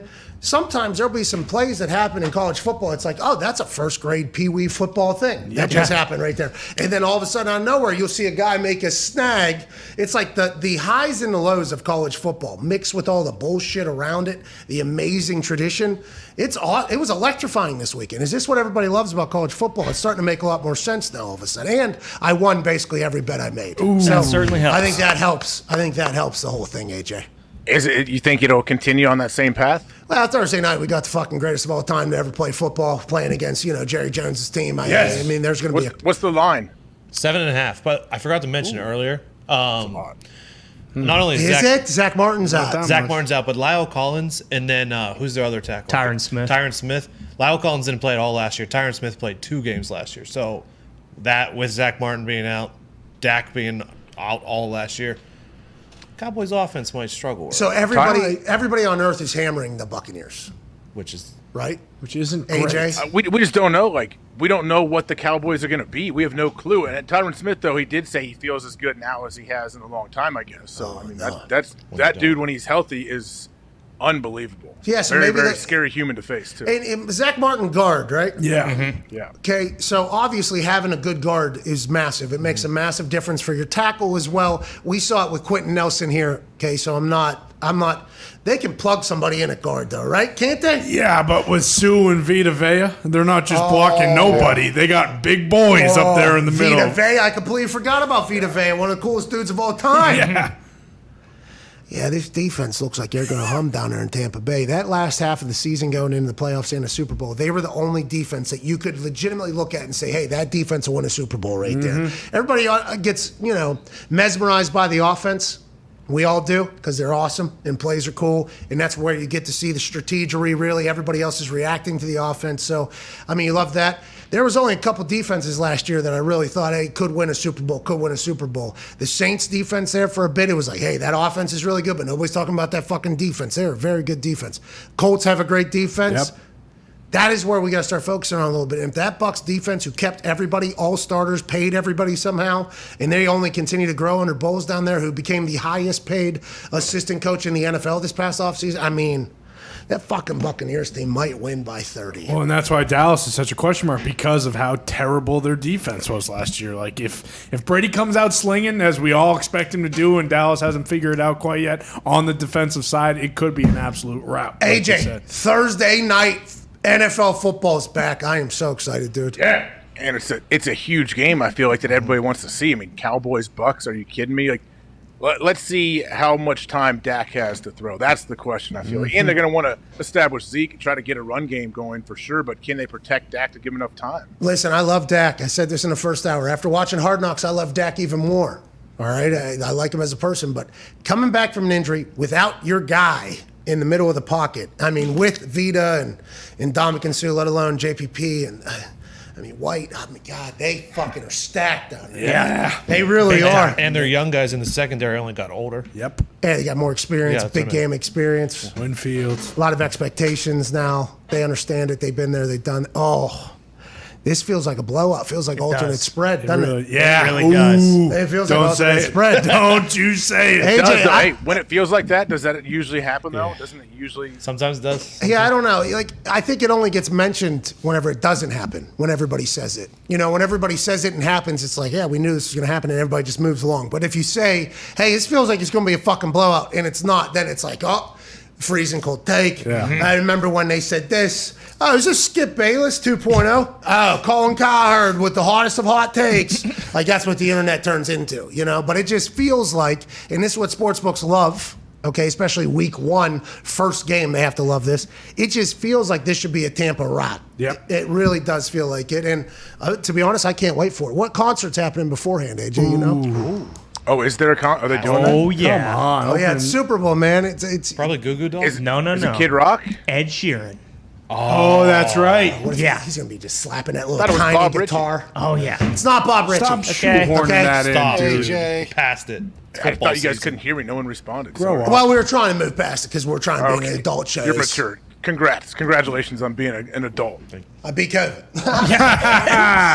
I think Not he as is fast as doing Rogan. the Lions Thanksgiving performance, though. Bob Ritchie, as is tradition. This is a fucking championship belt, pal. Guess who had it before me? Joe Rogan. Well, he also beat COVID in a different fashion than I did. Yeah. He did every medicine you could do. I did vitamins. That's Also why worked. I did vitamins. It took me a lot longer. I was vaccinated. But people say if I wasn't vaccinated, wouldn't take it as long. It's crazy times. Crazy times. It's mentally a fucking problem, AJ. Because you can't go out. You're in house arrest. Yeah. You know what I mean? And if you go outside, you're literally a danger to society, is what you're being late. So it's like, all right, I'm gonna fucking sit in my house. I gained probably 11 pounds, if I had to guess. Just started eating everything. Aren't you thankful though? Yeah, I did. I had the eating strain. Yeah, I got to smoke this. Damn shame. Hey, you got to be kind of thankful though that you have like a big house and you have a huge yard too, where you can get out and you're not like in the 19th story of a building. Bro, I was outside yesterday. I got burnt from Indiana sun. Yikes. I didn't know that could still happen, especially this late and how far we are from the equator. I didn't know the sun still had it. Shout out, dude. Shout out. Sun still got it. This Ozone's pretty thin right now. September 5th, dude, sun's doing pretty good in Indiana. Still burning me up. But I thought about that. I continue to think about numerous times through that. If I was a teenager or in the house that I grew up in, what a fucking nightmare. I don't know how.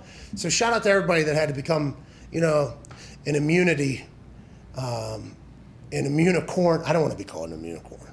I was thinking maybe I'm just a member of, a citizen of the United States of America. Oh, that's pretty good. Here we go. I mean, and I like to think I'm an immunifier. You don't want to bring all these immunity to the unity of the people that had to battle against this son of a bitch. But whenever I heard what Joe Rogan was doing to beat it, COVID, at the same time, I wasn't doing any of that. I was fascinated. I'm like, how come this wasn't just available for me? Who do I got to pay to fucking get this same type of treatment? And I guess that's the $80 million a year difference. Exactly. It did make me feel a little bit better just knowing, like, hey, if I get this, if I can somehow find a way, I just throw $100,000 at this, I'll probably beat it too. I mean, he was on vitamin drip, water drip. He had all these different drips. So if you throw enough money at it, you'll beat it. I just chuck Gatorade Zero, what? Zinc, What? Vitamin D, What? Vitamin C, What?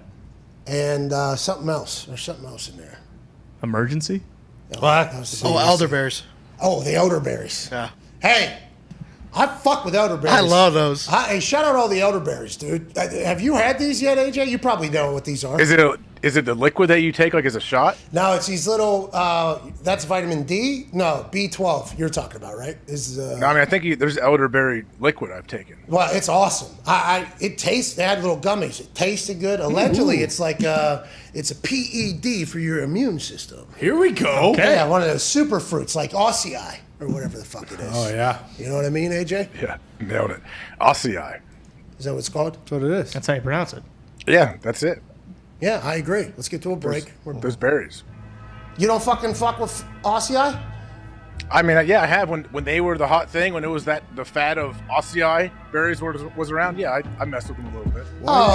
See, that's the difference between you and me. I'm a thermostat, not a thermometer. Okay, I'll set the tone. Whenever Ossii's in my eyes. I'm not judging by other people's Ossii's habits on whether or not I want to eat it. I've heard is it not a superfruit? I've decided I'm going to get more healthy after this thing. I'm coming out of COVID like brand new me. I'm going to start doing the immune stuff. Hell yeah. I'm gonna start, for sure. You'll stick with it. Yeah, no problem. Hey, I almost died. Okay.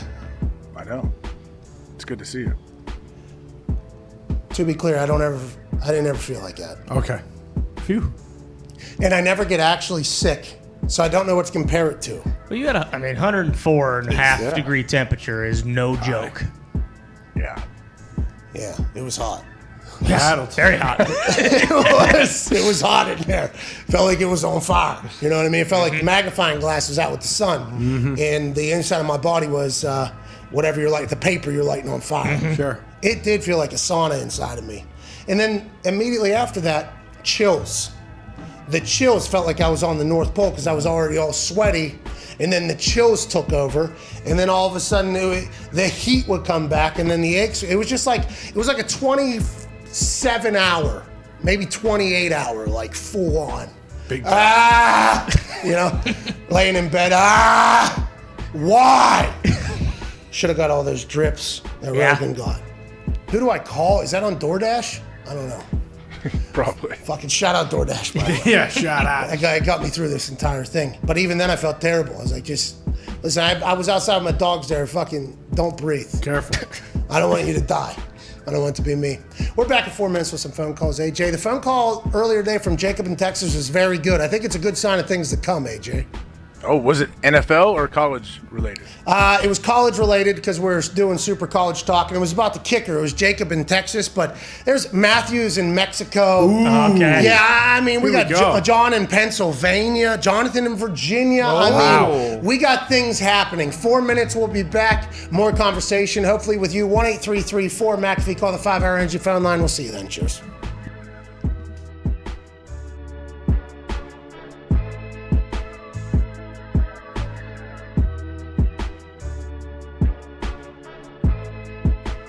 Work throughout my entire life, whether it was driving me to practice, to go to work, the coaches that invested hours in me, everything I have done to get to this point. I got a whole town, a community, a family, a tribe of people watching me potentially live out my dreams that we all thought was gonna happen. And when I get to Rock, I get a chance to carry 8 motherfuckers that are playing for a team that is in the city that I went to college in. I carry 8 people, have the biggest moment in my football career, maybe make a team, if not with the coach somewhere else. Hey, that guy's got juice, let's do it. Change the entire direction in the course of my family's life. I can't be excited, though. No. Don't even think about it. You fucking dare. Are you kidding me? All that just happened and everything I just said there and more is potentially happening in that one play? Don't even fucking think it. Get your fucking ass back in the huddle. You know Barry Sanders? Hey, Barry Sanders, he'd score a touchdown and he would just hand it to the ref and then he was gone. Why don't I? Well, Barry Sanders also won the Heisman, right? Yeah. It was also like the all-time leading scorer and this whole thing. Barry Sanders was unbelievable, worked his ass off. Let's not get crazy. And Barry Sanders had the ability to act like he had been there before because Barry Sanders, by the way, had fucking been there before. And maybe Barry Sanders, the way he goes about business isn't how everybody goes about business. Maybe there's a lot of different stories, a lot of different situations, a lot of different life events that lead to somebody acting differently than somebody that just acted, almost robotic while being one of the most exciting and electric players in the history. Got nothing but love for Barry Sanders. Let's not get crazy. But there's a lot of people tweeting, act like you've been there before. It's like, you think this motherfucker's been there before? This dude just carried 8 people and maybe changed the entire life. He can't be excited. Aren't we a game of emotion? Aren't we a game of excitement? Why is this a fucking penalty? Hey, Goodell! Hey, eating your M&Ms, sitting on the chair, being cool. You became my commissioner. You weren't my commissioner when, hey, you dance, you're fucking out. Your sock slide, you're fucking out. We don't want anything. We want robots, no emotion. Everybody hated you then, Raj. All right, everybody hated you. And nobody understood why you're trying to take the fun out of the game. You're doing it because you want to be able to just pluck and play. You didn't want to have players be brand names because then you could replace them easily. Okay, I understand the business side of it, but we all agreed, the tribe has spoken, that the game's better when people are excited. Some things are too much. All right, some things are way too much. There were some dances that happened that looked a little bit more like basketball, where we're all like, there's no way that can happen with a full line dance. We get it, there was some. But it added to the game. The excitement added to everything. Now taking away this and making it a point of emphasis. And I'm not saying that there should be egregious, if something egregious happens, they should penalize them. Yes, please. It's not for the good of our game, not for the good of the league, not good for fans, not good for anybody. I understand that's going to happen, but a point of emphasis means, hey, we're cracking down on this because we don't want it to happen anymore. And why are we targeting that as opposed to targeting something else I'll never understand? My commissioner, Roger Goodell, is going to get to the bottom of this if Sam Acho doesn't do it first. Yeah.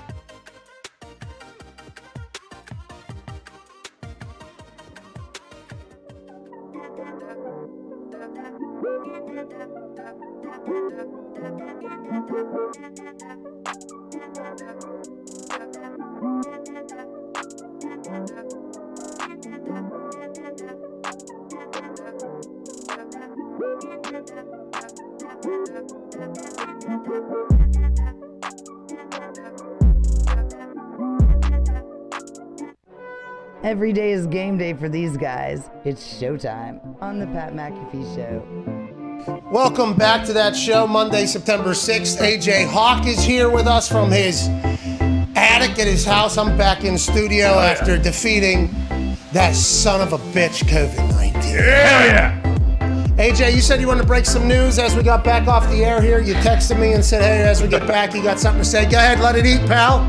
Yeah, hey, show your phone to the screen then. Show my text. Just break it that way, bud. Well, funny thing about it is I got a new phone, and the names didn't all transfer, so I wouldn't want to give your number away to everybody. Smart. That would be very rude and fucked up of me. I would never want to do that, especially to a friend like you, Mr. Hawk. So what was the news that you wanted to break? Aaron Rodgers Tuesday tomorrow? Maybe I'll have to break it in the third hour and just keep people coming back for more, right? I don't know. I don't think I can get it out right now. Hey, is Aaron Rodgers Tuesday tomorrow or no? I think so, right? Oh, is it? What? That's news?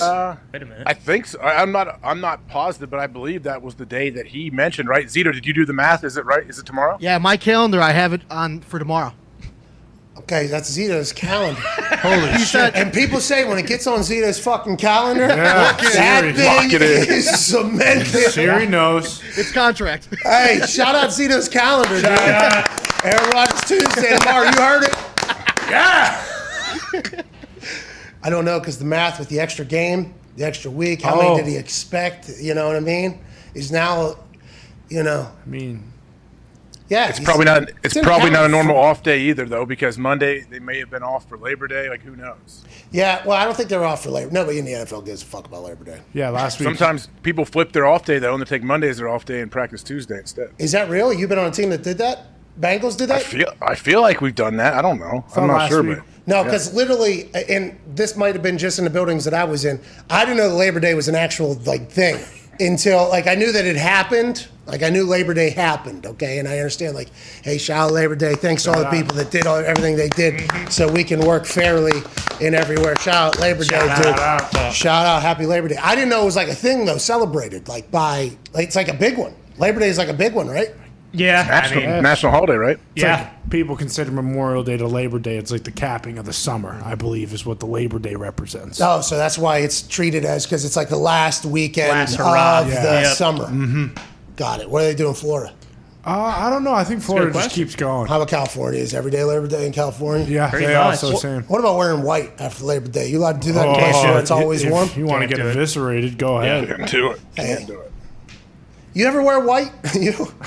I don't ever break those rules when it comes to fashion, bud. You know that. How about, have you ever put white pants on? No, other than for football. I'm talking like in life. You put on white pants and you go ahead and walk right out in the public. I've done it in the past, I think.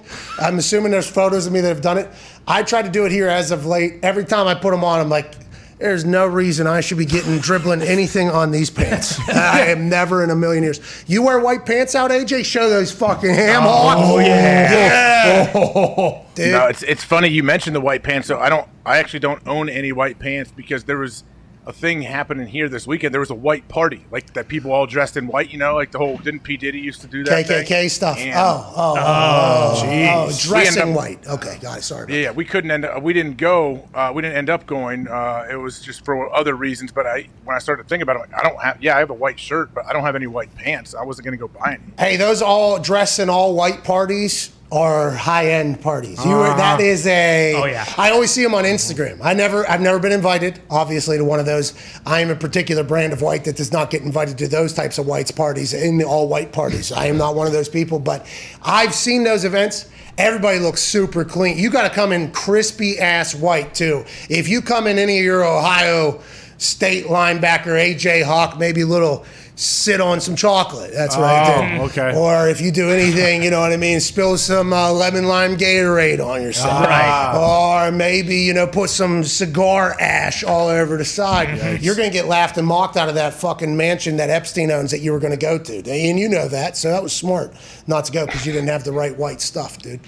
Yeah, I do not believe that Epstein was related to anything going on in this party that I did not attend. But hey, you never know. I guess. So because I was thinking, if a dress and all white parties happen in Columbus, where that Epstein guy has that thing, it's at Len Waxman's house. That's where the party's who got AJ is very close with. He's said many times on here. As I was landing, going never over. met him, but yeah, that's bullshit. AJ, I do believe you got very lucky with the way the weather was. I could not see the ground as I was flying into Columbus near his house. Because if I would have been able to piece together, like I'm looking at a fucking Google map, that house was right there. And there's a fucking circus tent right there. Is that AJ's? Oh, my God. I would have had a field day, but it was so rainy. It was overcast. I couldn't even see the ground. Did you see the doors that connect their tunnels underneath the ground from AJ's house to his house? I've heard about these earthquakes. You better watch it. Yes. All right, let's get to the phones. Do you have a tunnel connecting you to Fogel's old house? Excuse me. AJ. What I'm not getting invited to You the said he was like 30 parties. minutes from Why you. you gotta You do hung out that, with him in a VIP section one time. Yeah, we had two different sections. Fogel had his section. Okay, I had my section. Sure. They were in the same building that was very small and one of the only ones that was open. Guy Fieri had one above all of you, or what? No. Guy Fieri, I'll tell you what, that guy, whenever I met him, he was nothing but gracious and nice to me. Made me an offer I couldn't refuse. Speaking of those types of offers, I had a conversation this weekend with a pretty sweet individual. I Really? don't know how public I'm allowed to be about it. Can't refuse. Probably not very public. Was it while you were taking out? Whoa. I mean, don't, Tony. Yeah, What? there's Tony, no way. And by the way, Labor Day, they'll move the trash tomorrow, right? They will. Yeah, Oh, absolutely. okay, that's good news. Yeah, because we actually did think about taking out the trash to what you were talking about. And actually we remembered, probably miss another day here. Yep. We'll let this shit continue Push to it collect. back a day. Yeah, absolutely. those guys would have been great trashers. I talked to Jimmy Galante. Wow, let's go. This weekend. Phone call, 30 minutes, classic, old school. It was awesome. How did you like set it up, or did you just call him out of the blue? How did it happen? I got a text. I got a text from a number I did not know. It said, Mr. McAfee, and then little kind words. Call when you have a minute. And I was like, all right, I think I know what this means. And I thought I was potentially getting catfished. Called. Guy was the nicest guy of all time, obviously. Mm-hmm. I think we are slowly becoming best friends with the Galante family, which, by the way, from the documentaries I've watched, good news. Massive. That is good news to be friends. But he's a big fan of yours, AJ. Hey, big fan of AJ Hawk.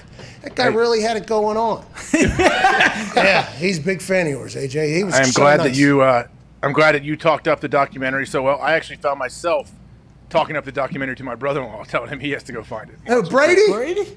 Not Brady. Jack, the hockey guy. He plays hockey, so I'm like, you'll love this. You know. Has he heard of this? I assume everybody in the hockey. Jack Johnson would have been an incredible Danbury trasher. He would have fit right in. That guy would have been a trasher. Let's go to Lewis and Houston. I don't know what all I'm allowed to say. It's an incredible line. Yeah. And it makes him look good. So I don't. Jimmy Galante said, "Did you see the Untold of the Pacers with the Malice in the Palace?" He told me that those three guys would have been great trashers. I laughed so hard. At that. I was like, that's true. I mean, he's got a point. Could you imagine if the Trashers had Ron Artest on skates, Steven Jackson and Jermaine O'Neal on skates? That puck drops, and so do everything. Even the skates might get taken off. Yeah, not to mention they'd be 7 feet on skates. My God. A bunch of chars. I wish they would have been a part of the Trashers back then. There'll probably be a documentary at some point where something like that will happen, and we'll say, how the fuck did we miss this in the world that we're living in? I have no idea how I did not know the Trashers existed. I am bummed about it. But AJ, I've seen it twice now. It's better with a rewatch. I think so too. Because now that you know going in while you're watching, because at the beginning when you were potentially like, this is bullshit, or maybe drifting in and out, you missed a lot. There's a lot that happened earlier when I don't think we were completely bought in on it being the greatest sports story of all time. Yeah. Let's go to the 5-hour energy phone lines. Let's go to Lewis down there in Houston. Lewis, what's going on, pal? Hey, how's it going, boys? Hey, I just had a question. Me and my girl have been saving up for a wedding next year, but I like the Colts team this year. Should I just postpone the wedding? For what reason? Yeah, something happened. You missed something. There was some sort of explanation you should have gave us. Is it? Are you going to? Well, I like the odds on the Colts this year. I think we're better than. I think we're better than people think, and you kind of overreact a lot, but I think we're all right. Thank you, Lewis. I appreciate that. Lewis is talking about taking his wedding money and putting it on the Colts to go on a run here. Yeah, well, that's a good idea. And listen, that's a guy that's not married. All right, that's the guy that just gave that answer. Not 100% sure this is the best move. I know of a story of a male. Okay, in my life that has happened. Sure. You know, engagement ring given to now wife. Mm-hmm. Okay. While engaged, hey, let me see that thing. Okay. Brand new dirt bike. Oh. Yeah. Needed the dirt bike. Okay. So, I mean, there was some rocky times there. Sure. Yeah. Really? There's a problem with that? Before they reconciled. That was before the wedding. Yeah, during the engagement period. So who is this? Just a human I know. Weapon, but it was a brand new dirt bike. Oh, so it was clean. Street legal. Yeah. Oh, okay. That thing was howling. You know what I mean? So that has happened, and they have since had a very successful, marriage and everything like that. A lot of love, those guys. And I'm very thankful for it. I wouldn't be here if they didn't continue their love for each other. No fucking way! Are you shitting me? Tim McAfee got a fresh dirt bike. What? Yeah, so anytime I said anytime I said I wanted a motorcycle, it was a hard no from Sally. It was a hard no from my mom. Thought it was Haddlebags. And as I was in high school, no, I don't think he would even do this. as I was in high school, I was like, can I just get a motorcycle? Good gas mileage, feels like it's a lot of fun. And it was always a hard no from my mom. Like, not even a reasonable, like there was not even a consideration. And I was like, why is mom such like, I'm not gonna die, mom. Like people do it all the time. I feel like I can figure it out. There's a really cheap one here. The gas is good. I'm gonna look sweet too. I mean, what are we even doing here? And it was always no. And then one day my dad told me a story. He's like, hey, you need to stop asking about the motorcycle. So what I'm saying is, sir, if you want to bet your wedding money on the Colts to win whatever you're thinking and it doesn't work out, there is success on the other side of that, but it's going to be a rocky fucking road for the rest of your life whenever anything comes up. Just something to think about, I think. AJ, you're an expert at marriage more than me. Is that the same advice you would give there or no? I mean, maybe. I mean, Tim's a genius, though. He's testing her early on. Like, hey, if she can handle this, like, we can handle anything together. So maybe it's a great move. I think Tim had to come back crawling, I think. I think there were some years. It was fun, though. He had fun on that dirt bike. Probably looked sweet on it. Great rides. Did she ride on the back with him? Did he zoom around town? Well, he had to sell that bike. that was a part of the agreement, I believe, for them getting back. So I'm not necessarily 100% sure you should do that, sir. But if you got confidence, you got to do what you got to do. Let's go to Matthew in Mexico. Aquí estamos, mi amigo, huh?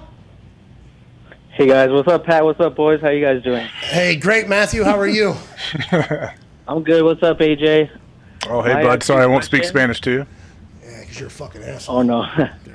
So what did you guys think about Tom Brady said that they penalized defensive players or they penalized defensive players for offensive mistakes?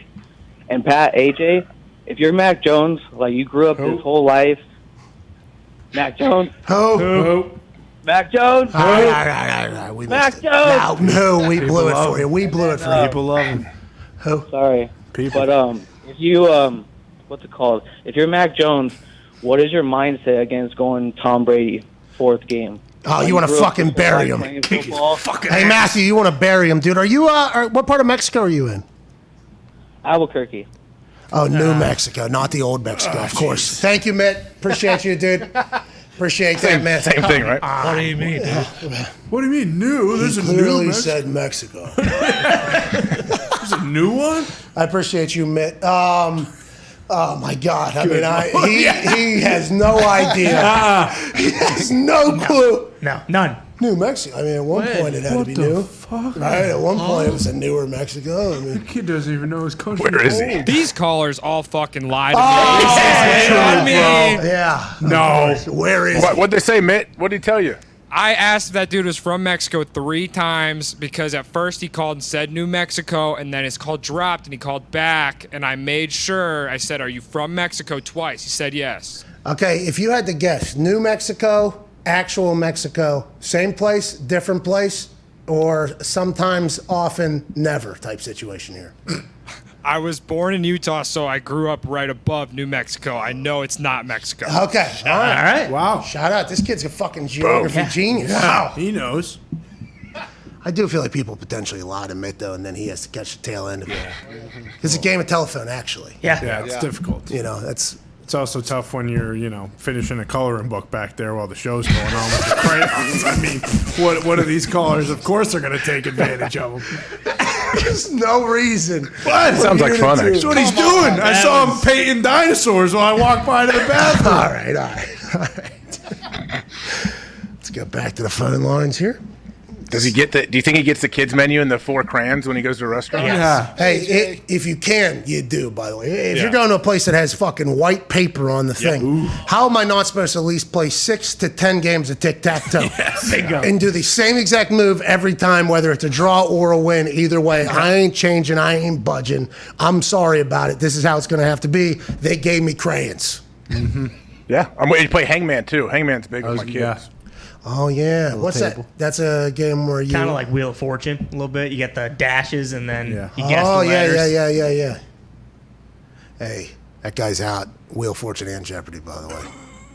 Wait, Wheel of Fortune? What happened there? Executive producer. I guess the same company owns both of those. Oh, he was doing both of them. Yeah, I don't know if he was doing both of them or just labeled Well, what happened, it's like what I said. Remember when I said, well, if he's stepping down as the host, there's no way he can be the executive producer, and he did. He lasted about a week in that role before he had to get out of there. Right? Yeah, I think our entire reaction of like, no, he's still the executive producer, maybe was a part of a lot of people being like, is that right? And then looking into it, and they're like, hey, get his fucking ass out of here. Yeah. He's not a part of our daily game nights.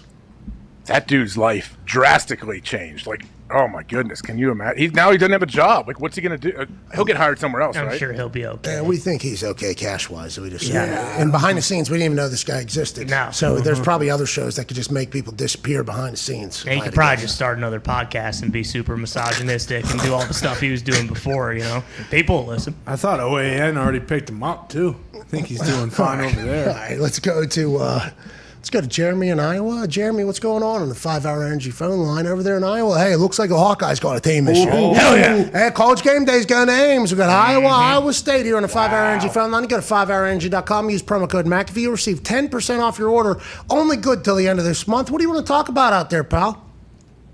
Just want to say shout out, go Hawks. Go Hawks, baby.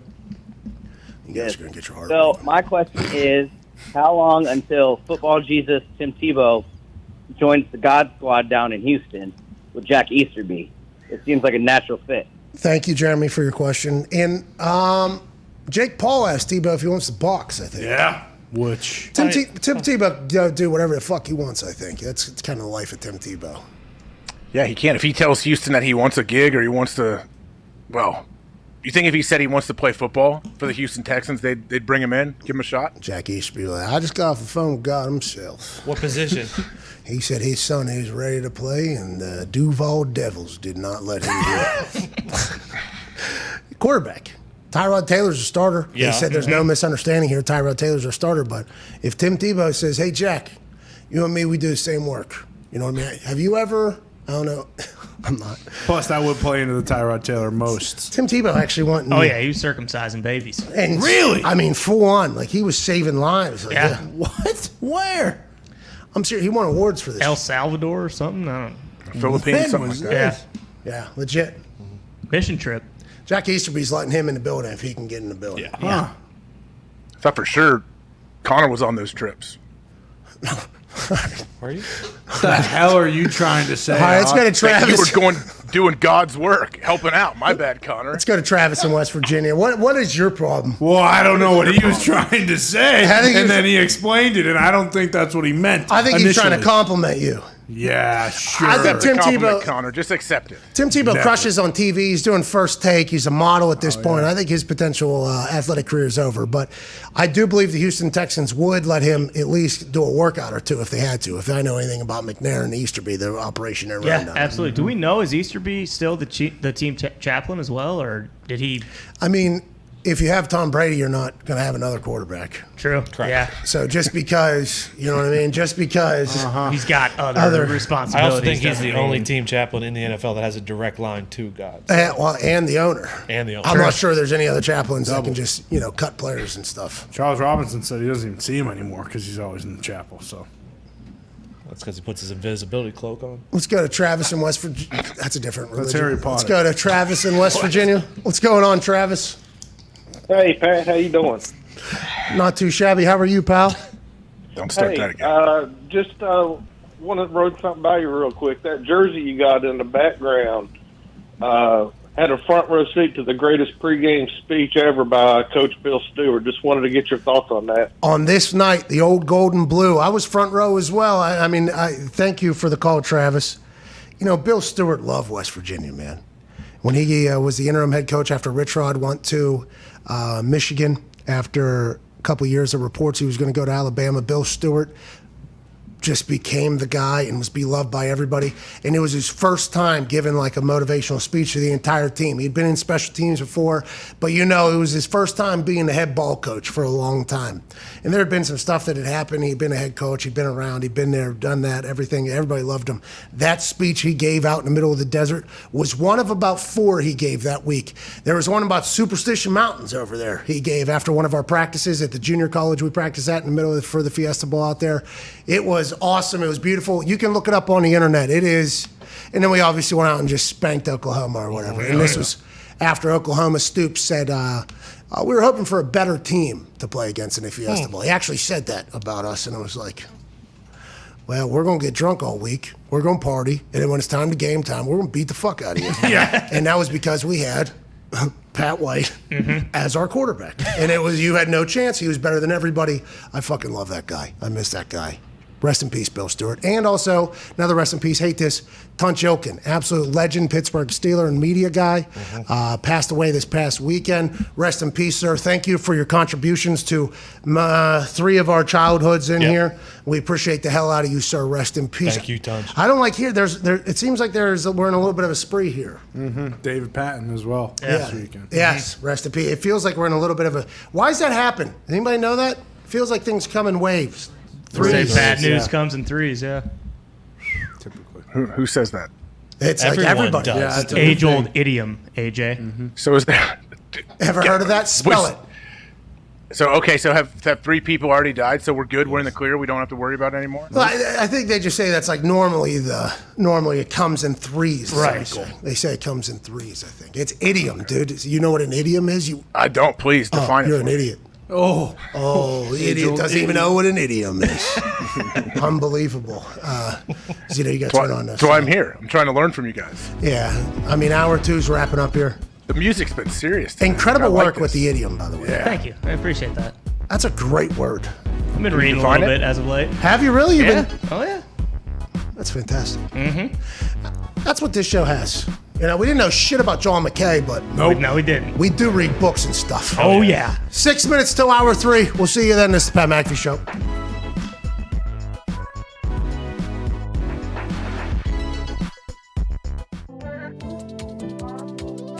Every Tuesday this football season, joining us, Aaron Rodgers. Every Tuesday. With That doesn't get you going for a game? Are you kidding me? No, but I have a funny Creed story. So, in 2007, we're playing the Dallas Cowboys on Thursday night. We're both 10-1. I have long hair, and I'm a backup. And before the game, we walked down the field, and I don't know if it was on purpose, but our intro song was Creed with Arms Wide Open. I looked to my buddy Nate Weir, and we both said, this is going to be a good night. And that was the night I came in off the bench and changed the narrative about me from, possible draft bust to, hey, this guy might be able to play, maybe. Thank you, Creed. Why am I having so much fun? Bingo. I have just a new and increased love of life. And I've made decisions and changes and habits that put me in a lot better headspace. And there's just a lot of things that have come together in my life over the last few months. And it starts with love. And then surround yourself with people that you really enjoy. To get sentimental, this show is just another step in that. What is the longest you've ever thrown? Do you even know that number, or do you not care? Yeah, somewhere between 68 and 70, Pat. I don't know, right in that sweet spot. 69 yards is how far you threw it. Nice, congrats. I sometimes laugh when people talk about, down years for me, because a lot of times down years for me are career years for most quarterbacks.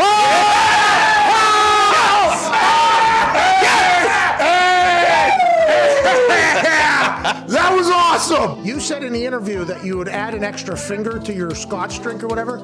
It was a long night. We didn't get home. I didn't get home till like 11:40. Look at how much scotch that is. Is that what you did? It's not that much. That's 4 fingers, dude. You said you normally do 3. That's 4 right there. But you have those fat sausages.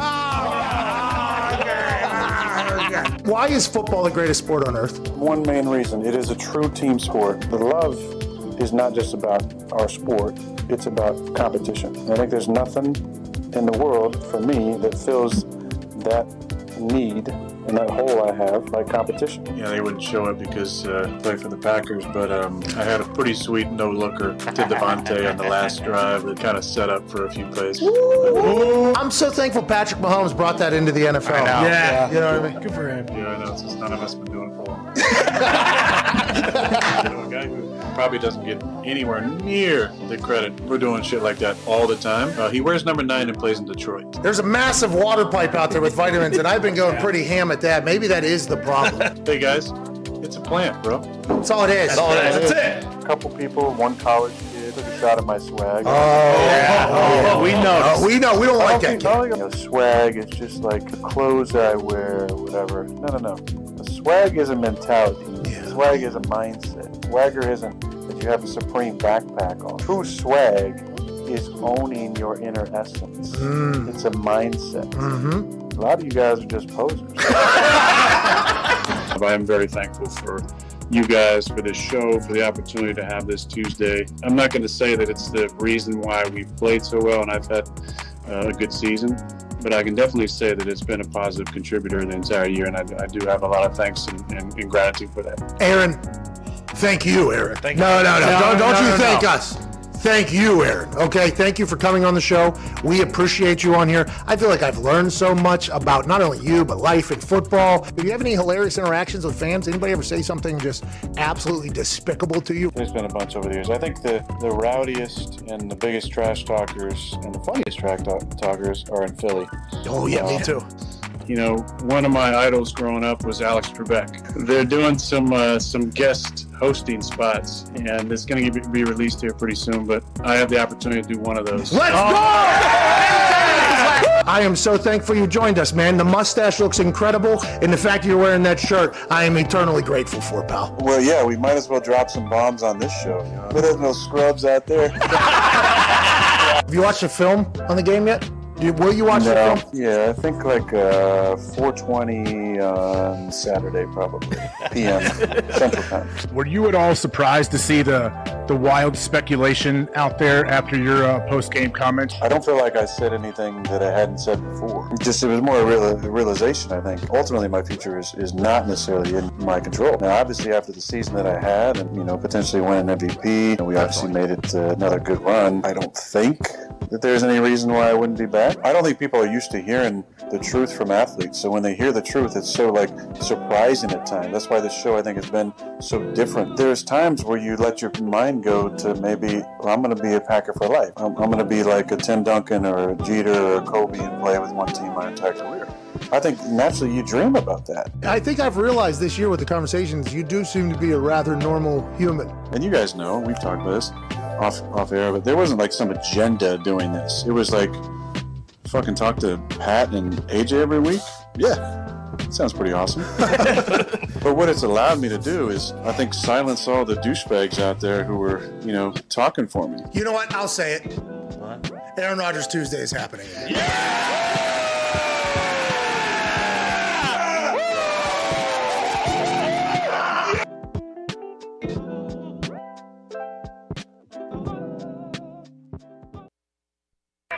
The Pat McAfee Show. There'll be no rules for our guests, for us, for the things we could talk about. Speaking his mind. I've never had a problem expressing my opinions or my thoughts or anything like that. While being relatable. I haven't had that manufactured fake-ass celebrity that a lot of people have whenever they go on those big networks. I've had a chance to really build my crew, build my following, build my audience. And ridiculous. What am I supposed to do? So I'm supposed to look at something that I can definitely afford and say, nah. Is that what I'm supposed to do? The Pat McAfee Show starts in 3, 2, 1. Welcome back to that show, Hour 3. Happy Labor Day. This hour is going to be the best hour we've ever done. Hell yeah! Yeah, I can't wait for it. It's going to be a blast, and it starts right now. AJ Hawk joins us from his humble abode that is 27,000 square feet on 35 acres. AJ Hawk, Hour 3, time to break some news. Go ahead, pal. Have at it. Oh, man, you know what? I'm going to have to push this till the end, maybe after hours today. I don't know. I don't have all my sources, all in line yet, so I don't want to put anything out there that may not be true. Okay, let's run through some things we haven't talked about. Josh Norman is signing with the 49ers. Jay Glazer released this information. Josh Norman, formerly of Carolina, then at Washington, then at Buffalo, now at the 49ers. That defense adds another weapon in there. We have no idea how he'll fit in, where he'll play, what he'll be doing. Josh Norman came on our show after the Derrick Henry situation and said he was going for it, like what it's going to happen. And he was very humble, very cool. I assume he's excited for an opportunity to be on another squad that could potentially go on a Super Bowl run, just like he was with the Buffalo Bills. Congrats to both sides, and hashtag Jay knew, obviously. He did, but don't you think it shows the confidence they have in Josh Norman that they didn't wait till after week 1 to sign him? So now, if he's on the open day roster, his salary's guaranteed for the year. They feel like, hey, we're going to have him all year. It's not like a trial thing to see if he still has him. That is a very good point that should be talked about, that they are planning on paying him for at least the rest of the season because they brought him in now. When there's still time. There's still time for anybody to do anything. Not saying the Niners won't, but I'm just saying there's time for a lot of stuff. TJ Watt is currently actively participating in a sit-in, a hold-in for a new contract. It has not been settled. All training camp, he's been doing this. I guess he's been going through individual drills, but not doing any team drills, not really doing any one-on-one reps or anything like that. It is now carried into the first week of the season, and it has been reported by Ari Mirov of Pro Football Focus at My Sports Update. Important that the Steelers have a rule not to do extensions once the season begins. So Saturday becomes the deadline here. Deal would be huge if it gets done. Also, is that the same rule they have for fucking TJ Watt, I wonder, when TJ Watt is potential defensive player of the year back-to-back years here and planning on being the highest paid player on the defensive side of the ball. At Tone Diggs, Pittsburgh Steelers without TJ Watt. What? No TJ Watt? What? He hasn't played any drills or any meaningful reps at all in training camp, and he's a defensive end. Does that matter or will that not matter? We saw him training with J.J. Watt, even sitting in frozen ponds. Is all that for naught because he's not going to play for the Steelers? What? What? I know. AJ knows the meaningful reps. If he's going through individuals, he'll be fine. I'm not worried about the team stuff. Last year, Cam Hayward got extended on September 6th. Hopefully, TJ gets something done today or tomorrow. I would expect that it gets done before the season. Is your sources saying this, or you just listen to everybody else's sources? I was just thinking with my brain that, hey, you want the money, you want TJ Watt to play. All right. Let's get this done. Hey, let's put our swords aside. You want the money? You want him on your team, right? Yep. Fucking do it. Yeah. Because if not, does this become a bigger deal, especially with the Pittsburgh Steelers who are going to have to go through stuff? New offensive coordinator, Ben Roethlisberger, not etched in stone that this is his last season. Is Pittsburgh in trouble if they can't get this deal done? Because Minka's sitting there looking for a deal. Joe Hayden said he's getting out of there. Oh, no. Is everything on fire in Pittsburgh, AJ Hawk? Well, if they do not come to an agreement before Saturday, does he still play in the game? How does this work? Does he retire? He's still under contract. He's under contract. Is TJ Watt going to be run out of the league by the Pittsburgh Steelers? Wow. Is TJ Watt going to retire? Because the holdout of a game is a lot of money. And I don't know how that necessarily works, especially for the TJ Watt legacy. Are the Steelers flexing right now that they have all the leverage because there's really nothing that TJ can do if they don't give him a deal, AJ? I guess, but TJ also probably feels like he has a lot of leverage because he knows, hey, they need me. They know what I can do on the field. They want to, and the fans, I'm sure, aren't. You guys could tell me more. Last one fans out. Saying get it done now. He's the last one introduced. Okay, yeah. So the fans, I assume, are on TJ's side here, saying, "Hey, whatever he needs, give it to him." Nah, Yinzers ain't like that. They're on his side. He's the last one being introduced. They will go bananas for TJ Watt when he does his karate kick thing with the whole thing. They go bananas. But if you cross, the Steelers, they will fucking get him out. Get them out of here if that's the way it is. You get to play for the Steelers, pal, is how they view it. I'm not sure that's how Diggs feels, but that is how Yinzers normally feel in these types of situations. Am I wrong or am I right? I think there might be two different sections of Steelers fans. This is the business fan. I'm seeing a lot on social media of just pay TJ Watt whatever he wants, blah, blah, blah, stuff like that. But then there is also the group that is always for the team. Fine. TJ ain't never going to be JJ. So. The issue, I guess, is the Steelers don't guarantee money after year one, potentially, but they do it with signing bonuses and stuff like that so that the guaranteed money offsets. But yeah, so the Steelers normally fuck people over in their deals. And TJ Watt saying, hey, we're in a new time. I'm a new player. This ain't how it's going to go forever. Listen, I will change the whole thing here. If it was good enough for Defensive Player of the Year, Troy Polamalu, if it was good enough for Defensive Player of the Year, James Harrison, it should be good enough for runner-up Defensive Player of the Year, TJ Watt, okay? Ooh. You heard that at the end? Yeah. That's what I'm talking about. That's the Yinzers that I was referring to there when I was saying, there's some people that love TJ Watt. They'll celebrate a deal getting done with TJ Watt, by the way, if it happens. If it's a massive amount of money, they'll celebrate it. But if numbers get leaked to a deal that he hasn't agreed to by the Steelers organization, which does happen in negotiations between teams and players, where the teams will just accidentally leak out, Hey, we offered him fucking $25 million a year. Oh, that's a lot. Could you imagine saying no to $25 million a year to play a fucking game? Like that is what happens in these negotiations. And in Pittsburgh, the Yinzers will hear that and be like, hey, you're fucking right. What is this guy doing? But if he was to sign for $26 million a year, they'd be like, hey, he deserves it. Yeah, he deserves it. So it's just it's a fascinating thing that all they give a fuck about is whether or not he's playing. If he's not playing, fuck him. If he is playing, we love him. And I think that's how a lot of fan bases are, AJ. I hope a lot of fan bases are like that. Like, hey, if you're with us, we are 100% have your back. If not, see you later. Go play for somebody else. I think they find a way to get it done. Absolutely. And I would assume they already have the numbers somewhat figured out. It's the structure, like you said, how they try to work things and guarantees after a year, like opt-outs. I'm sure the structure of it is what they're trying to figure out right now, but I don't see any way they get to the game and they don't have him signed. Whatever happened to just deal? Yeah. You know? Those work out a lot. Good question. They do. They do. I've done numerous. I haven't spit on my hand, especially now in the COVID era, but Yeah. I'm fucking, actually I should be probably spitting in people's mouths because I have the Yeah, juice. Is that how it works? I guess I can do whatever I can go suck COVID through a straw right now. That's right. If I wanted to. Allegedly. Why'd you stop? Well, because of what you were thinking and what everybody else was thinking, I had to clarify my statement. That's all. I was talking about having a straw, like I got my big. Where's my big cup? No. Did I throw it away? No, I think I can't find it on the desk. Okay. Yeah, I'm shocked. Actually, the boys do a little cleanup around here whenever I was going. I appreciate you guys doing that, wiping it down, making sure COVID's out of here, especially. It's smart and that whole thing. But I got a new cup. I don't know if you saw it earlier. It's this big fat boy. Fits in my cup holder perfectly. And it's big. I got 4 of them from McAllister's. I'm washing them. They're plastic cups. Smart. I'm washing these things. They're my new thing every single day. I absolutely love it. Put a little ice in there. I'm living healthier now. Congrats to me. So do you take your DoorDash Starbucks order and pour it into this new cup?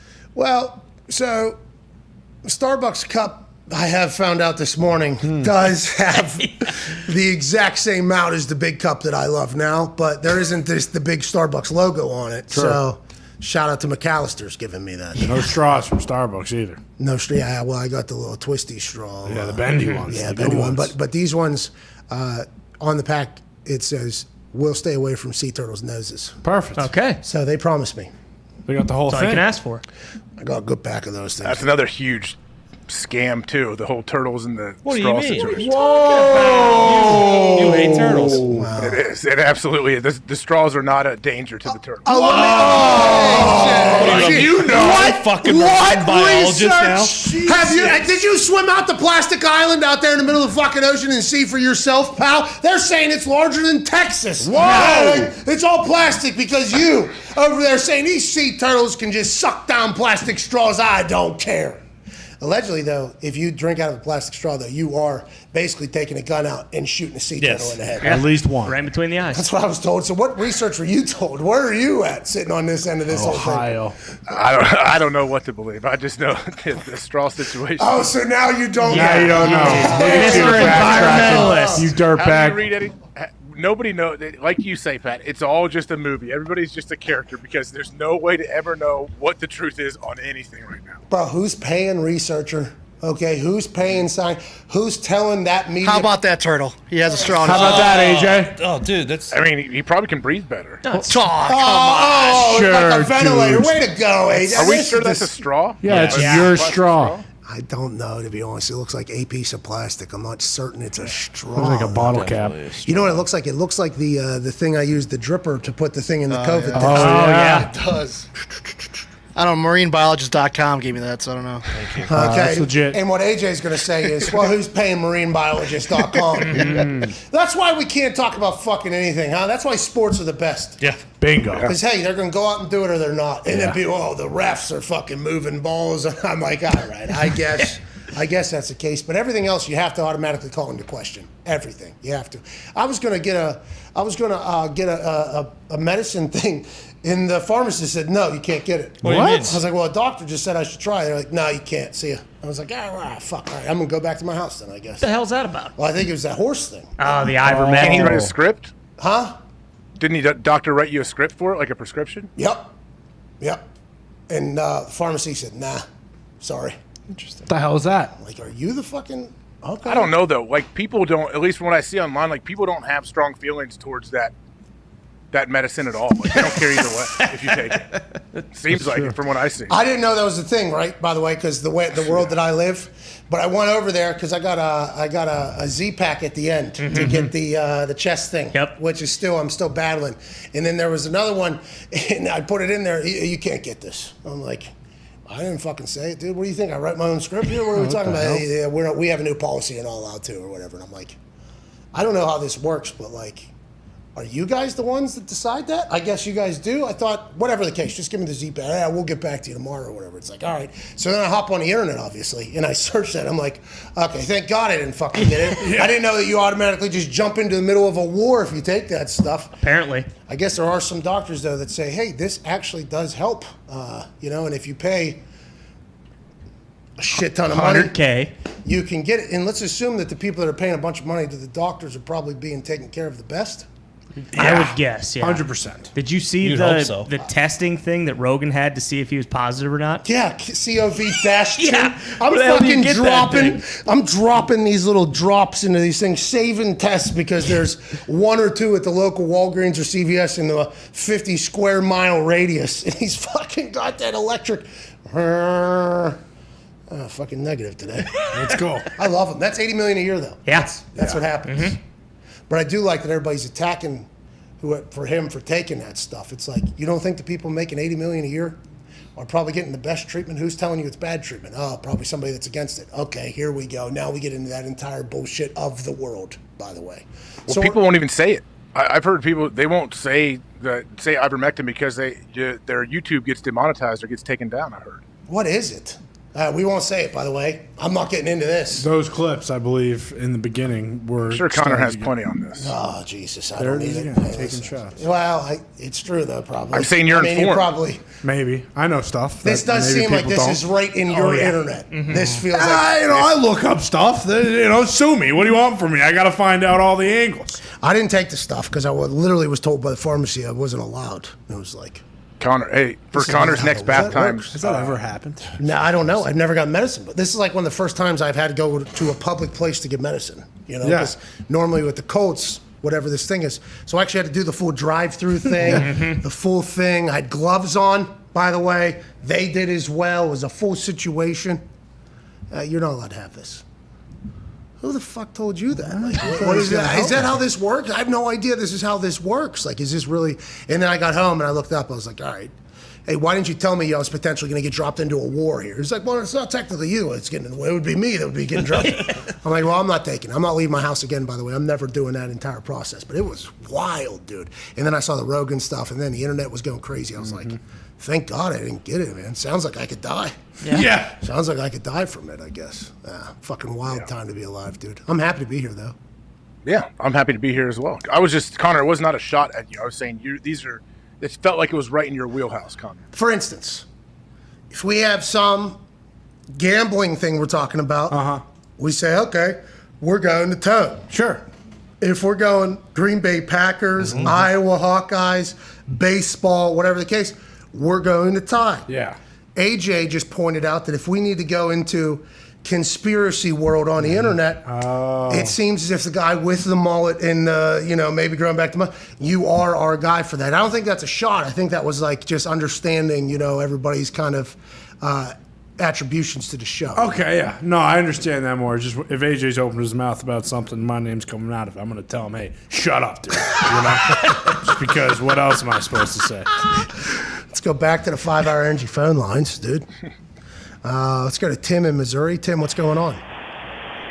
It's classic. Hey, sound. Pat, congrats on beating COVID. $20 million is a lot of fucking money, and I want you to have all of your hands on AJ Hawk's money. So my question is, after your time as a professional baseball player, figuring out you needed to be a left-handed batter, do you need to be swinging the skinny sticks on the same side as Phil Mickelson and Bubba Watson? Tim, great point there. I will say that although the baseball bat feels much more comfortable from the left-handed side of the plate, like that just feels nice, it feels like, I'm really in there. And that might be because when I had to hold, Yeah. Oh, You know what yeah. I mean? Because when I had to hold, it was literally like an open stance over here. So maybe it's just my body's more natural over here. Uh-huh. And anytime you got that big lumbering arm like I got, brother, you can really, pull that thing through. Golf, though, I feel like a complete buffoon here. I mean, there is no chance that I'm a lefty in the golf world. Speaking of, when you said no chance, you have firmed your stance that I'm not going to take that money from you? I feel like I've been pretty firm from the jump. That's Yeah, but why there's been I put it out there. There's been no doubts? No, I don't think I've ever even thought about doubting that situation. You want to make it $30 million, dude? Ooh. No, I mean, it doesn't matter what the number is. You know that. Well, so fuck it. Why don't I just make it $35 million? Yeah, no, because then it sounds dumb, like it's not real. I want it to still feel real. You are so awesome, the life you've lived. $20 million feels real to this guy. This is amazing. AJ. I mean, I don't want to give it away, and I'm not going to have to. Hey, I'll have you know that I did have some birdie fuel boxes in my backyard, and for those that don't know what that is, that's like 10 cents a golf ball boxes you can buy or whatever and have them shipped to your house. It's called birdie fuel. And maybe during COVID, I was getting some COVID strokes in. You know what I mean? And I am starting to get a little bit more flexible. By the way, remember, I'm healthier now after COVID. I'm eating elderberries and stuff like that for my immune system. I'm waking up and being active. Did some push-ups this morning. This will continue. We know this will continue. We know that. As soon as I woke up, hit some push-ups. Let's go. Hey. Wow. Yeah, I'm in shape. I'm going to box a couple people tonight. I'm fasting again. I am starving right now after 14 days of eating like a fat ass. By the way, I am absolutely starving now. But the golf swing is only getting better, I think, AJ. And I'm actually looking, I'm looking at some houses potentially on golf courses. Ooh, really? I hope I am taking your bet actual serious here. The $20 million thing it's an actual thought in my head every single time I line up on my little mat in my backyard. I'm like, I'm gonna get $20 million from this fucking guy. I actually think like that. So I hope you're being serious as well. I am deadly serious. Yes, there's no chance. But yeah, I appreciate you taking it seriously. Patrick Cantley got $15 million this Damn. That ain't even the same amount that I'll get if I get top 50 in the Champions Tour. Even more. I was watching that Patrick Cantley. I was so happy for him. Congrats. You're fucking rich. Yeah. Boy, Patty. He made $14.8 million in his career earnings going into this season. Just this past weekend, he made $15 million, let alone the weekend before. Congratulations to Patrick Cantley winning the FedEx Cup title. What an absolute performance against DeChambeau a week ago, and then holding off everybody this week in unbelievable fashion with everybody pushing at him. Rahm was dialing it in. Na was going for a little bit there. I mean, congrats to Patrick. What an absolute stud. I wonder what he's going to do with his $15 million, which is less money than I'll make for making top 50 in a Champions event when I'm 51 years old. Boom. AJ. I mean, yes, you're right. Hopefully at some point we will get Patrick on the show, and maybe you can ask him about what he thinks your chances are of actually collecting on the $20 million. It seems like he's rich now. He's probably gonna pander to me if I had to guess. Oh, it seems like he's got a good swing. He'll probably do like that. I got 31 years to practice. That dude plays with every Wednesday of every tournament he's ever played in. He has to play a pro-am with a group of amateurs, and you know how many guys that consider themselves scratch golfers or better that are with him and they just play like garbage out there because it's just a different world. That's a practice round. That's not even a real round. Who are these guys? What do they do? They own restaurants and stuff? Who are they? And they play golf 7 days a week. Okay, it doesn't matter. I mean, it does. AJ, I feel like throughout my life. You were a kicker. You could repeat the same thing over and over. We get it. And? Guess who does that very well, too? Golfers. Guys that play golf from 2 years on. Yeah, that's what I'm saying, though. I don't have to beat them. I just got to get top 50. I mean, that is top 50. You don't worry about that. Just worry about getting in the tournament. You don't have to worry about top 50 right now. Hey, my cable went out. Okay. So the only live shit I could watch in one particular room was NBC channels. I watched that Corn Ferry tour. Mm-hmm. Okay, a lot of that Corn Ferry tour. Need better outfits out of everybody on that. There's people with, part of golf is how you look. Absolutely. Style. Corn Ferry Tour needs to pick it up a little bit. There's a couple swagged out guys, but a lot of. Then I watch the Champions stuff. There's a lot of people that seem to have never golfed before the age of 40 that get onto that Champions Tour out of nowhere. This business guy just hit a ball 150 yards to the pin. You started falling in love with golf about 15 years ago. Whenever you bingo. Like that happens in the Champions Tour. I think you are. No, it doesn't. Thinking, Randoms don't just all of a sudden it's harder to qualify for the Champions Tour than the PGA Tour because there's so few this spots. is the we know more about space than the ocean shit. Exactly. What? Exactly. What? It's all bullshit. That is not. You that should does not hear relate to yourself right now, dude. Jesus Jesus Christ, bro. You didn't know idiom earlier? Now you're spewing this nonsense. Hey, good luck living on the course. I'm sure you'll do great. Hey, the putter situation is going to be one, though. You know what I mean? Like, that is going to become something. I mean, Phil Mickelson gave me a little piece of information there. He has like a 10-foot stroke, a 20-foot stroke, a 30-foot stroke, and then you just kind of judge off of that. That's going to take me a good 10 to 15 years to figure out, I think. Every day. I got nothing but time, though. I got 31 years to get this bet in. 31 fucking years, dude. Are you kidding me? That's so long. Yeah. That's so long for you to have this dream and then to watch it just be shattered in 31 years. That's what I'm here for. Are you going to be caddying for me yet? No, because you'll be trying to. He'll trying be to fucking. hurt me. I promise you, I am rooting for you. Absolutely. Oh yeah, I bet. Hey, I'm always rooting for somebody who's going to take $20 million from me. Well, no, it's because it's like I'm rooting for anything I know is not going to happen. Like I'm rooting for him. I like that person. I want him to do well, but there's no chance they're going to do it. You're talking about like Ohio State beating Alabama. I didn't want to do it. I didn't have to do it. Sick burn. How am I going to continue on the show now? I can't continue. The little problem is I feel like I'm kind of a little part of that cult over there. So I feel like an asshole for saying that. It is definitely a cult, by the way. Yeah. What are you talking about? I was there. I was in the middle of it. I was at their little gathering, the cult gathering. Yeah. It was at his house. It was awesome. It was a cool party. They were raising a lot of money. I mean, they were really all in on Ohio State. Yeah. I have nothing but respect and appreciation for that fan base. What I'm saying is they might be the meanest fan base on all of Twitter. Well, they're Ohio, and they're a cult.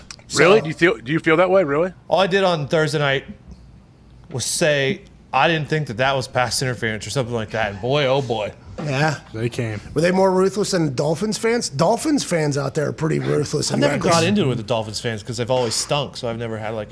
See, you just started. See, tell us tomorrow. Yeah, good luck. When that pod rolls up on you, that pod of Dolphins fans. Yeah. It was a big one, too. Yeah. That wasn't Snowflake. No. No, that was not Snowflake. No. That was that shark that was taking old Ace. Oh, I saw Snowflake. They were fucking ruthless, dude. They came hard. I respected it. Let's go to Juan in Illinois. What's going on, Juan? Juan. Hi, and the boys. How we doing on this Monday? Hey, great, Juan. What do you want to talk about, pal? Boston Connor, you're a fucking stooge. Whoa. God damn it. I'm not even. I'm a Bears fan. I know Justin Fields is going to do incredible when he gets the chance, but I'm not here dick riding him like you are with Mac Jones, pal. Hey, listen, Sue me. I root for my team. Hey, yeah, absolutely. Hey, sure, I'm a ball washer for the Patriots. What about Belichick? And what about him? Are we not going to mention him either? Oh, you're riding not just with Mac Jones. You're riding with Bill Belichick with $150 million in guarantees in one day in the free agency. No matter what. Yeah. Until I die, even if he goes 0-17. Because he's out there squatting. That's right. 250 pounds for 15 reps. How come it doesn't look like it's 250 pounds at all? It just says 25. Well, this was his warm-up set. Okay. Oh. AJ, you still getting under a bar at the age of 69? I sure hope so. Yeah. Really? I'll try. I'll definitely try. I think doing squats. I mean, maybe that's Belichick's secret. Like maybe that's what keeps him young. You get under a bar right now? You get in there? Yeah, it definitely depends on the time and how swollen my knee is and how my ankle and foot feel. But yeah, I definitely still squat. Anything else? Your knee and ankle and foot, my groin and hip. You're not training for anything. I know, but squats are a big foundational piece for your whole body. Like you need it. You don't want Hey, Pat, duck-footed, no cakes. Like you don't want that. True. Deadlift though, I heard is the thing you're supposed to do. The one with this one, the side one. They said studies said that is the most correlation, the best correlation to faster. 40 times and more explosive jumps during the combine is the this one. Yeah, like the trapezoid one? Yeah, whatever that one, It's the like deadlift rhombus. one. This Rhombus. one. What's that called, It's AJ? great. A deadlift? Yeah, but the bar. You What step is it inside called? the comes bar. with it. Yeah. Like a hex bar or whatever. There it Yeah, is. there it is, that one. I've heard that is the one. And I was told that by people who went to Stanford. So I just It's a great exercise. It is. Steve Jobs. Do you do that every morning? No, I'm not. I've never been a big deadlifter. I don't know.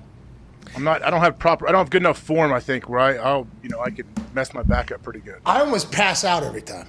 Yeah. Well, AJ Schlegs. Talk to Schlegs. He actually passes out. But he does those in boots, and I assume he just fucking passes out right on that thing. He probably passes out and still holds the weight and comes to and realizes that he finished the rep. Yeah, of course I did. Let's go Jags. What if the Jags are terrible? You think Urban quits? No. After 1 year, you think? Yeah, fuck this, dude. Fire I everybody. can see it. I believe it was ESPN did like a, they do like a simulation where they simulate every game 20,000 times or whatever. They have the Jaguars making the playoffs this year. No. Yeah. In the AFC South, with Julio Jones adding to the Tennessee Titans, Carl Wentz coming out of everything he's got here for the Indianapolis Colts. The AFC South standings when it comes to odds, Titans are minus 110, Colts plus 140, Jags plus 600, and then Tyrod Taylor, Jack Easterby, and the Texans plus 2,300. The AFC South, two top-heavy teams in there. If Urban Meyer goes to the playoffs, they might sign him to a 10-year extension down there. Here's $1 billion. Good for Urban. You got any news coming out of that camp from the Italian stallion Schlegel? Are they happy and pumped with where they're at as a team right now? I mean, what do you think? Do you think they're happy and pumped with where they are? I mean, it'll be a big test week one to see. Are they playing Houston? Yeah, they got Houston. There's some big games this weekend. Let's go ahead and run around the horn here. Obviously, Tampa-Dallas is on Thursday.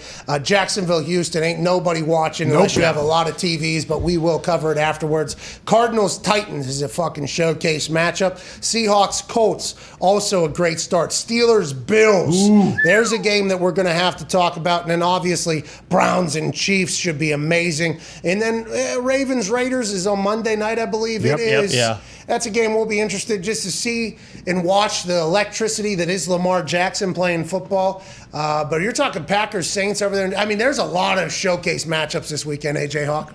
I love it. There's so many great games that you want to see. Now, there's a 2 Monday night games, correct? No, I think it's just one this year. Yeah, just one. Yeah. Because wouldn't Herbie have done the second one? Yeah. Didn't he do the second one last year? Yeah, Herbie and Fowler, by the way, back on their A game for that masterpiece, Georgia-Clemson. They probably didn't want to overshadow the actual Monday Night Football crew again with the Herbie. And Are you talking about the Mannings? Well, because we have No. Because of the fact that 10 weeks out of the year, that is going to happen with the Mannings if they do it on the first week. And there'll be no host. It's just those two, right? Right. Carrying the flow. And they're doing that 10 games? Is it the first 10. game, one of them? No, not the first game, no.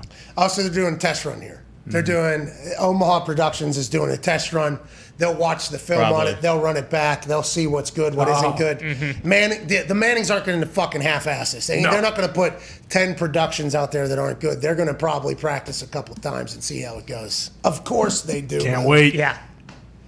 Oh, good. I mean, or they just didn't want to commit to every single weekend. Maybe, but I honestly believe that them not doing the first week, or are they doing any of the first 2 weeks? Not sure if they're doing next week. They got to be doing a rehearsal run. For sure. They're not going to let that thing out unless they feel as if it's good. Remember, Romo did that when Romo was, I think he was doing like preseason games. They showed him up in the booth doing like basically, I think they filmed it, did everything, just didn't put it on the air before he ever did his first regular season game. You think those preseason games, he was just like, shotgun, all right, dice right there. Got it. And CBS was like, fucking, let's get him. Get him in now. Yeah. Jim Nantz, just ask him what's going to happen on the next play, and then just let him go and do his thing. Hey, will Drew Brees be on Notre Dame games now when they're on NBC? I hope not. I think he's doing Football Night in America. What's that all about? Why is that? Did you see his points bet commercial? No. Well, watch that and then tell me if you're excited to watch Drew Brees on TV this year. What happened? This is an announcement. He's probably incredible acting, if I had to guess. Nah, he's a robot. No way. But him calling games may be different. Well, I hope so. Ty has a personal vendetta against him. Yeah, one elbow to the back of the head to meet Cuban Zeke, and all of a sudden this guy's dead to him forever. But also, can we talk about, let's not just dump money into these sportsbook commercials like everybody did when fantasy football came in. And the NFL came out and said there's only a certain amount of commercials allowed that are sportsbooks. It might be 10 or something. It seems like every single commercial is a sportsbook commercial. And I might be different. Normally, throughout my life, I've realized that if I feel a certain way, normally a lot of people feel the way. I'm just a basic son of a bitch, okay? If I like something, normally a lot of people do. If I don't like something, normally a lot of people don't.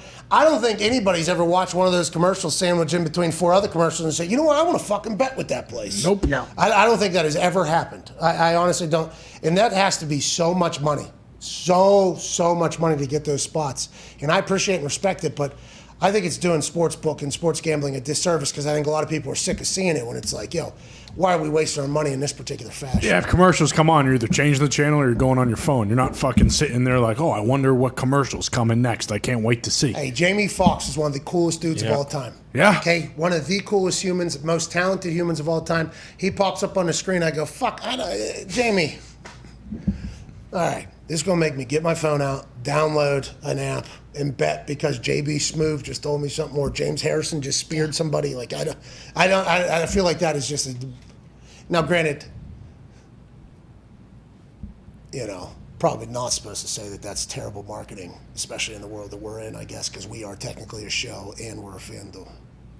Yeah, fuck it. I just think it's a waste. I think those staged robotic commercials aren't good. I don't think that's a good use of your money. I just feel like ain't nobody going over in there and doing it. Yeah, you're just saying you can allocate those resources elsewhere, which make the app better. Bingo. Make the app better. Make your everything better. Like for advertise other places that are cheaper that may, you got to try everything else you can online and social media. Do it through there. Yeah, you pay so much money to be on a commercial, and I think.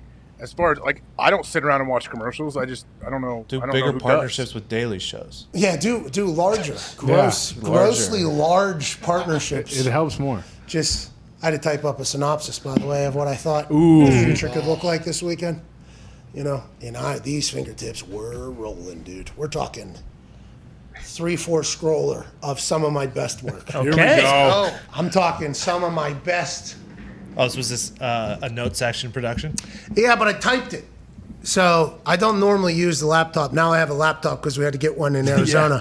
I've never really had a laptop before. We have this one that sits here. I don't know how to use it really. So I have a laptop. So I thought it was really cool for me to sit down and type. Normally I just go right to my phone into my notes section. It's much different whenever you're actually, you know what I mean? You're doing the whole thing. I felt real good. We're in a good spot, boys. Awesome. I had to run through a lot of numbers and stuff. We're in a really good spot. We're in a hilariously good spot. Love that. Yeah, hilarious, but straight face because everybody else is speaking about these numbers in a fashion that I have to learn how to speak about it. And that's like, you guys are really winning here if you think about this. Yeah. And you can't put a price on building a partnership with somebody who's great at what they do. That's right. And it's an honor for us, obviously. And then right before that, though, I put a price on what it probably would be. Have to. So I believe that is a little hypocritical there, but I was fucking feeling it and vibing in that whole thing, and that's the world we live in, I guess. But I'm sick of seeing all these commercials. Everybody's going to be just so fucking, it's going to be so redundant. It's going to get to the point, are they creating 15 commercials? Because they're all the same ones, too. So it's like, come on, what are we doing? It's hard to figure out which company this one's for, too. Like, you don't know exactly what is this website or that site? Like, that's the thing too. I feel, I don't know how. The only commercials I feel like that work are ones on kid channels designed for kids. So like if my kids are watching a TV show, all they do is all the commercials. My kids want every single toy. And I'm like, yeah, I do too. That Nerf gun looks sweet. Like I see how that works. But other than that, I don't know. Yeah, I used to, those QVC stuff that used to get me every time. Especially as an adult, not just a kid, but. I don't know. I just think you're supposed to present your company for what it is in that time, And if your company is a cool, fun, incredible at what they do company, like FanDuel, for instance, I have no say in any other creative or whatever. I think they should be pitching a vibe that FanDuel is more so than, hey, we have all the bets or whatever. It's like everybody has the same fucking commercial. Right. It's like, well, that's the problem is none of these companies differentiate themselves at all, and even down to like what their new customer offer is. It's like all our shit's getting jacked by right. It's just plug and play with all these different ones, and it's like, oh, okay, it's all this shit's the same. Things I created, AJ, from this brain right here, being used by other things, other places. It's like, and there's really no reason not to do that, actually. Now that I think about it, everybody's trying to chase everybody else with the same shit. It's just like, what app's the best, okay? And who is, you know what I mean? That's the thing. That's where I think all the money should be going. That's why FanDuel crushes, by the way. The app is so fucking good. It's like, this is what we should be focused. Lightning fast. This is what we should be focusing on. The updates have been fucking that's not just blowing smoke, because we did used to have some trouble with like the location stuff, and now it's like you log in boom, verifies it right away, so you don't have to worry like, I need to get this in now before the odds change. And that's what they should be pushing. Right. You know, that's what they should be pushing at this point. Like, hey, this is literally the best gambling app there is. It seems to know what you want to bet on, too. They have, like, the set ones, and it's like, oh, they knew exactly why I came here. They knew exactly why I'm here. Shout out to them. Yes, I would like to live bet Florida State yet again. I'm not going to turn my back after a couple rocky starts. This guy hedged his bet on both teams last night publicly. Publicly, this guy, our best gambler, just out here betting on both teams. He lost both Listen, of them. if Florida State's quarterback doesn't lose his helmet, Mackenzie Milton doesn't come in, Notre Dame covers that game. So, hey, they didn't though, so they better keep their fucking heads on a swivel around Brian Kelly. I lost the juice last night. Hey, you know John McKay? Yeah. No, you don't. Dude, you're like the rest of the internet that was attacking me for not being a football historian, Doug Gottlieb told me. Pat's not a football historian. I don't know if that was a shot or a compliment. I don't know, honestly. That's apparent. I think that, I think that's fair to say that you're not a football historian. But I am appreciative that I learned who the fucking historians were last night. You know what I mean? Like, hey, and I said this in the first hour, and I truly mean it. All the people that attacked me for not knowing that was a reference to a John McKay joke in the 70s, I'm going to go to them whenever I need a fucking bumfuck piece of information. Right. That's what I'm going to do. How many passing yards did Y.A. Tittle have in 1963? Bingo. I'm going to these people. Yep. Yeah. Paul Pabst, Dan Patrick Show, friend of mine. I like Paul Pabst.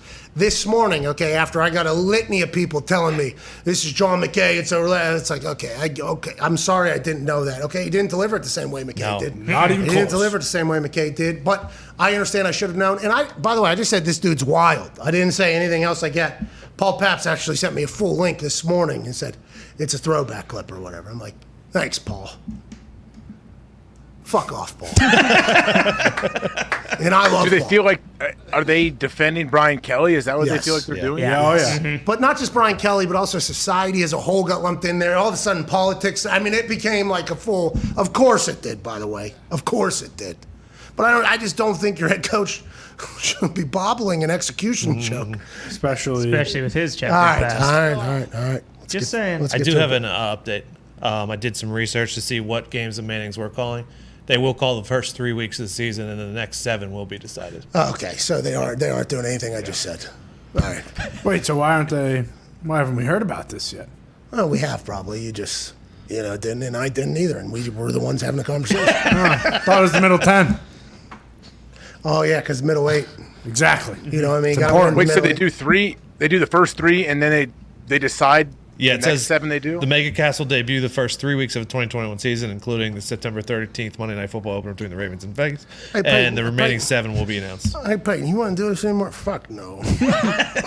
Imagine them hating it the first 3 weeks. Oh, I hope We'll not. get this later in the season. Yeah, later in the season, and then it'll just forget about it. Also allows them to choose if there's a dog shit game on Yeah, the schedule. Well, fuck this. Yeah, let's get to a break. That's smart. I wish There always is. Monday night always gets some scores. Oh, yeah. Bro, not only listen, I like Steve Levy. He's always been very nice to me. I don't really know Greasy and Riddick well, that whole thing, but with some of the games they had, when there no fans, and they had no shot. Setting them up for failure.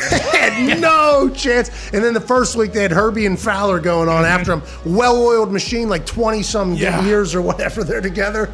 Woo! Welcome to the hot seat. It's Monday Night Football. This ain't a fucking charity, all right? Do your job. Have we heard them this year? They have to be I believe so. Saints, Jags, I believe they were on the call. They do good, right? Yeah. It's all right. You guys are the fucking worst. You guys. What do you mean? You two. I didn't say anything. I said they were pretty good. Everybody can't be Sacho for you, Ty. Well, He's only gone. if. Michael Irvin was on his first take this morning. That is true. Did you watch Stephen A. and Michael Irvin this morning? I saw a bunch of the clips. I saw Michael Irvin, and I wonder, is Timmy going to have the same kind of intro? Is he going to have so much juice too when he comes in on Friday? Yes. Okay. I mean, is Timmy himself going to be? Is he going to be like, oh, that looks like he's acting just like Michael Irvin did? No. Tim's going to be Tim, and Tim's good on TV, but I believe it's going to be set up in the same fashion. These two are coming to fight. Stephen A. actually cut a promo. Little beat drop there. Stephen A. cut a promo about he's looking out there for who could potentially grace the desk almost. Mm-hmm. I'm watching you all out there. If you want to come get it or whatever. I'm like, who's he talking to? Is he talking to the ESPN roster? Who is he talking to right now? Orslowski he's talking to. Hey, Dane, I'm watching your fucking ass. You want to come sit down and get buried for a full show, I'll do that. I'm excited to see how this thing pans out. Michael Irvin and Stephen A. is going to be a clip fest for the entire year. Yep. Just clips and clips and clips. It's going to be magic. Tim Tebow and Stephen A. Let's assume it's magic. Jerry Jones is on this morning. He said, why are you getting mixed up with this shit? He said that to Michael Irvin. He said, what, they need to, he actually talked, he cut a promo on First Take. He said, their ratings are going down. They need a little shake-up. They brought the Dallas Cowboys in. Why are you doing this shit? Is what Jerry Jones actually said on the show. It was fucking awesome. But that's going to happen all year, I think. Michael and Steven are going to be fantastic all year. Everybody else in the middle is going to have to earn their spot, though, Steven said. And anybody could get it. I'm excited for it. We're back in 4 minutes, wrapping up this Monday, September 6, 2021. Phone calls on the other side to wrap this thing up. We can't wait to chat with you. This is the Pat McAfee Show.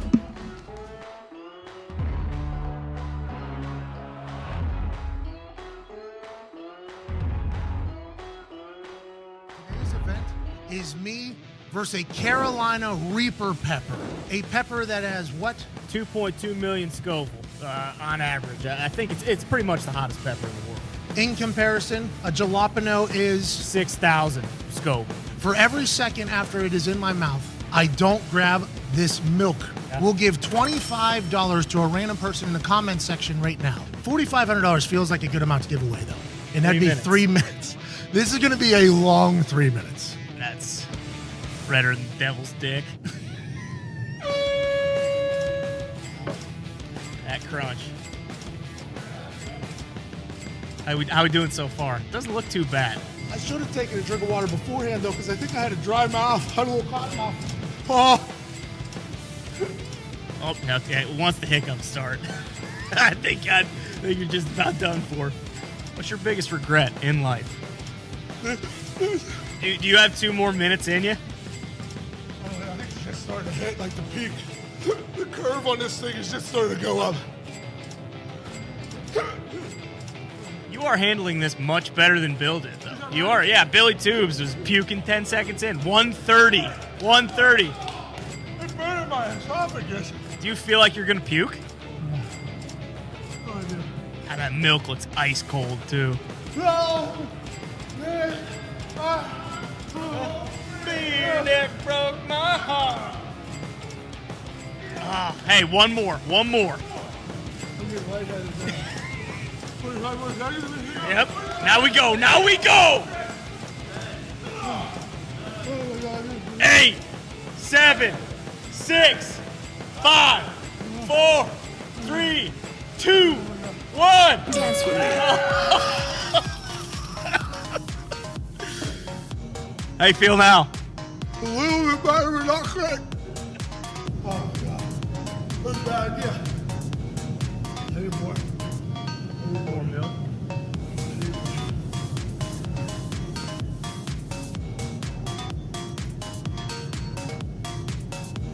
Oh, God, God.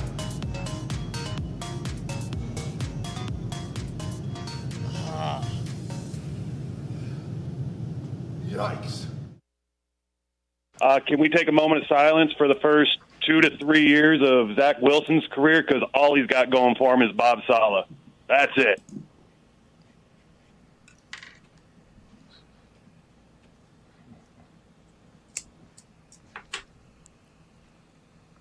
Moment of silence for his mom, who made her Instagram post.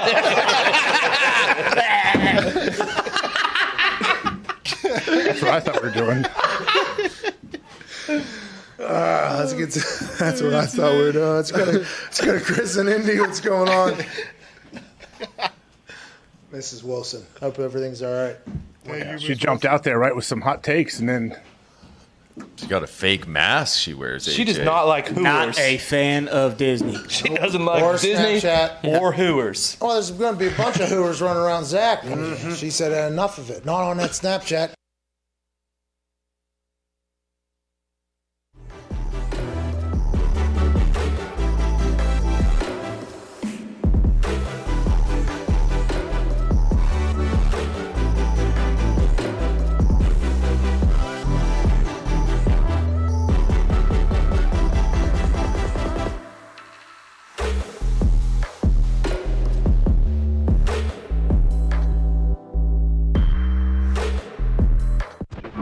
for the brand. It's the Pat McAfee Show on Mad Dog Sports Radio. How about that? Welcome back. Go. Little rock music, AJ, huh? Oh, yeah. Today's been a bunch of good music, I feel like. A little more upbeat than normal. Is this Rick Boogs? Oh, I hope like this is OSU linebacker room every day, I bet. Yeah, sometimes, when you turn on some music that has the guitar and the drums, you can really start feeling it. Yeah. There's a little bit of like a skull breaking. That's right. You know what I mean? Oh, yeah. Blunt taken. What? From the hills of Humboldt County, just days until the start of football season, and your Coastal Cowboys couldn't be more excited. Yeah. There's no better dip alternative on the market. Canada Dips delivers an incredible flavor experience and incredible CBD delivery system. In support of the holiday today and getting you more dip for your buck, Canada Dips is releasing a 30% off code. Whoa, this is the richest discount ever. That's right, head to CanadipCBD.com and save 30% with Lip Boomers promo code. You have until midnight tonight, PST. After midnight, it'll go back to its normal 20% off for the Mafia. Okay. Fair.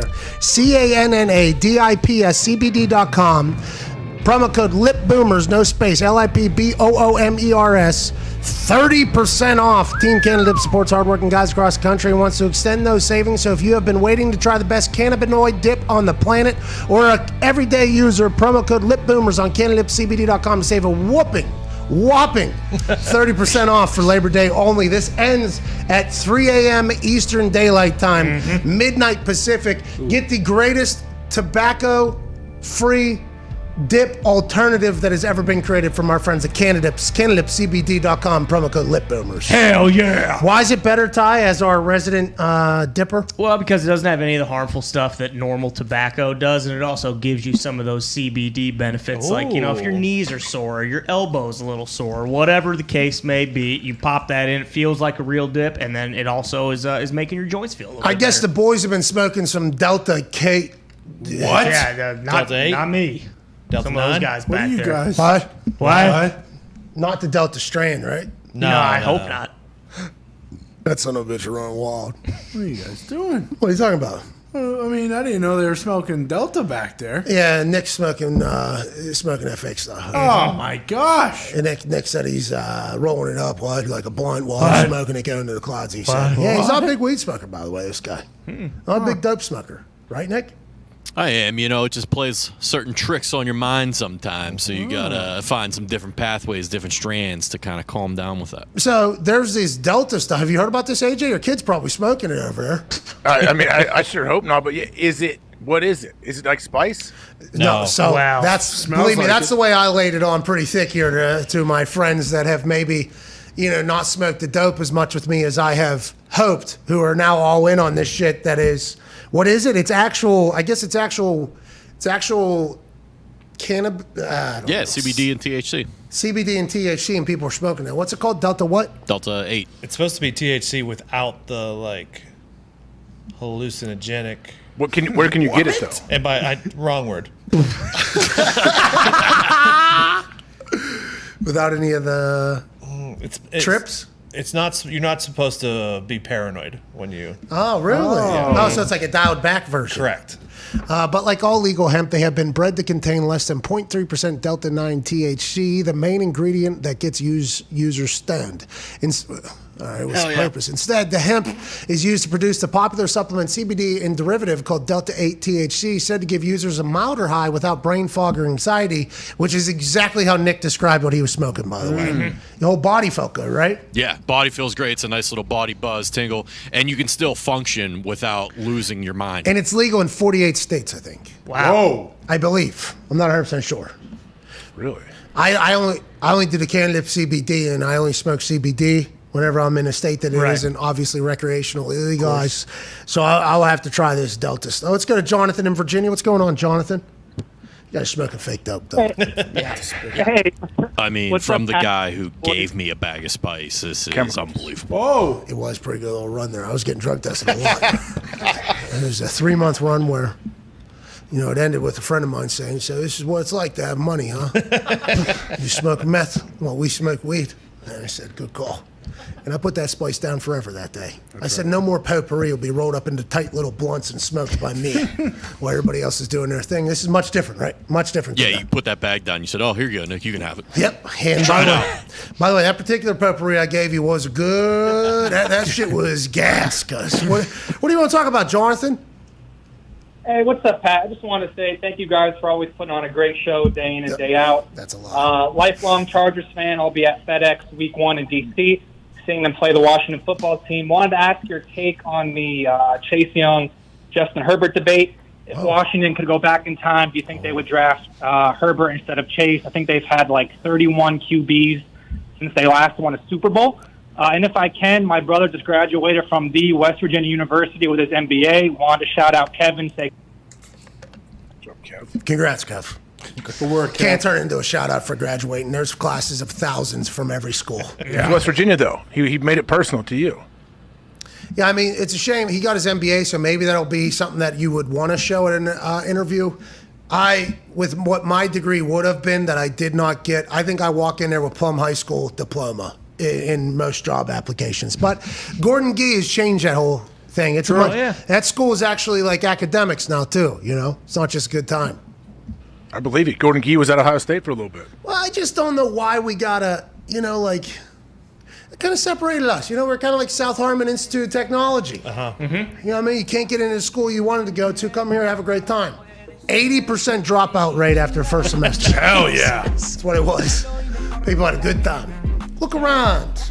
You will be the only person here 1 semester from now or whatever. It was a blast, though. Those falls, people came in, ruined their lives, left. See you. It was great. That's the way to do it. It was so much fun. I was somehow doing that while maintaining eligibility. And it was all academic Big East. No big People deal. forget. One time. That was my first semester on. What'd you have to do for that? Is that just getting a 3-point? I don't recall. It was during the summer. We didn't. It wasn't even. It was before school even started. No, you got a 4.0. I don't think so.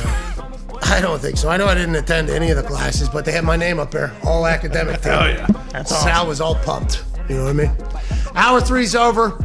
Chris Mad Dog Russo, Mad Dog Unleashed is next. His show will be better than ours. Cheers. There's some things I'm bobbling today. First day back in here. What was that? Music. I shouldn't have played the ManningCast because he was speaking in there. You know what I mean? We have to speak there. Welcome to PMS After Hours, where we discuss how the show was today. Yeah, pretty good. Not good. Not great. Not bad day today, AJ. You didn't break any news. Kind of fucked us over. Again. Yeah, I did not. Did you feel any, how's it feel to be back in studio? You feel like it's been a while? I came out the gates hot. First 30 minutes might have been some of my best speaking I've ever done. I mean, I had a lot to say. I had a lot of energy, a lot of things to say. It's like whenever you don't see people for a long time, then you see them, it's like, hey, I got a lot of shit that I've thought about here. We got to talk about it. So that's kind of how I kind of got more tired as the day went on. No Celsius today, though. I should have kept that going. We covered everything we're supposed to cover, I think. Yeah, I don't know. That third hour, you went for about 45 minutes. 44. 44, yeah. We almost got to the point where we could have no return, actually. Yeah. With the commercial breaks, which would have been a big fuck up. We did forget to mention one thing that actually wasn't on the sheet. NFL Network did not hear our warning. Oh, come on. Oh, I saw this. Turns out. Bro, he was on the far side of the camera. You probably directed it. Hey, they had him on the far side of the camera. David Baker. They hate him. Human. They obviously hate him. Yep. Bro, just have him closer. Just have him stand where Charles Davis was standing. It was. Then, you know what I mean? So then there's at least a little optic. I mean, they had him far. Come on. I don't know if they were trying to avoid the Mason Rudolph one of these that they had before as well. Can't they give him just a little a shoebox to stand on or something Well, they did that one time he did the interview. That's why it didn't make sense that they didn't bring it back for this. Maybe he doesn't want it. Maybe we're fighting the wrong fight for somebody. I mean, in his defense, Shaq could have been standing next to David Baker and would have looked the same. I agree, but there's just a couple little tricks. You know what I mean? You move them closer to We the can't camera. have him staring at David Baker's belly button. We just can't do it. It cannot be done. Especially after everything that happened the last couple weeks. Exactly. On this show. Do you know how many times I got tweeted? Oh, my. I can't imagine. Oh, as soon as this happened, because I didn't have any You know, I didn't have any cable or whatever at the time, so I had to go down to the basement and plug something in, and I didn't have it in time for this magical shot here. But the amount of people are tweeting like, oh, are you kidding me? There's people at bars, sports bars, taking videos from across the way. Look at what they're doing to Siciliano. I wonder if they even know, like, hey, Siciliano's got a bunch of supporters out there saying, hey, enough with the sizeism here. The way you're setting this up for this guy to fail is bullshit. I'm happy that we're taking a stand for this guy. Me too, and I'm not so sure at this point NFL Network producers aren't saying, hey, watch this shit, check this out. We're going to make Siciliano look like he's 4 inches tall.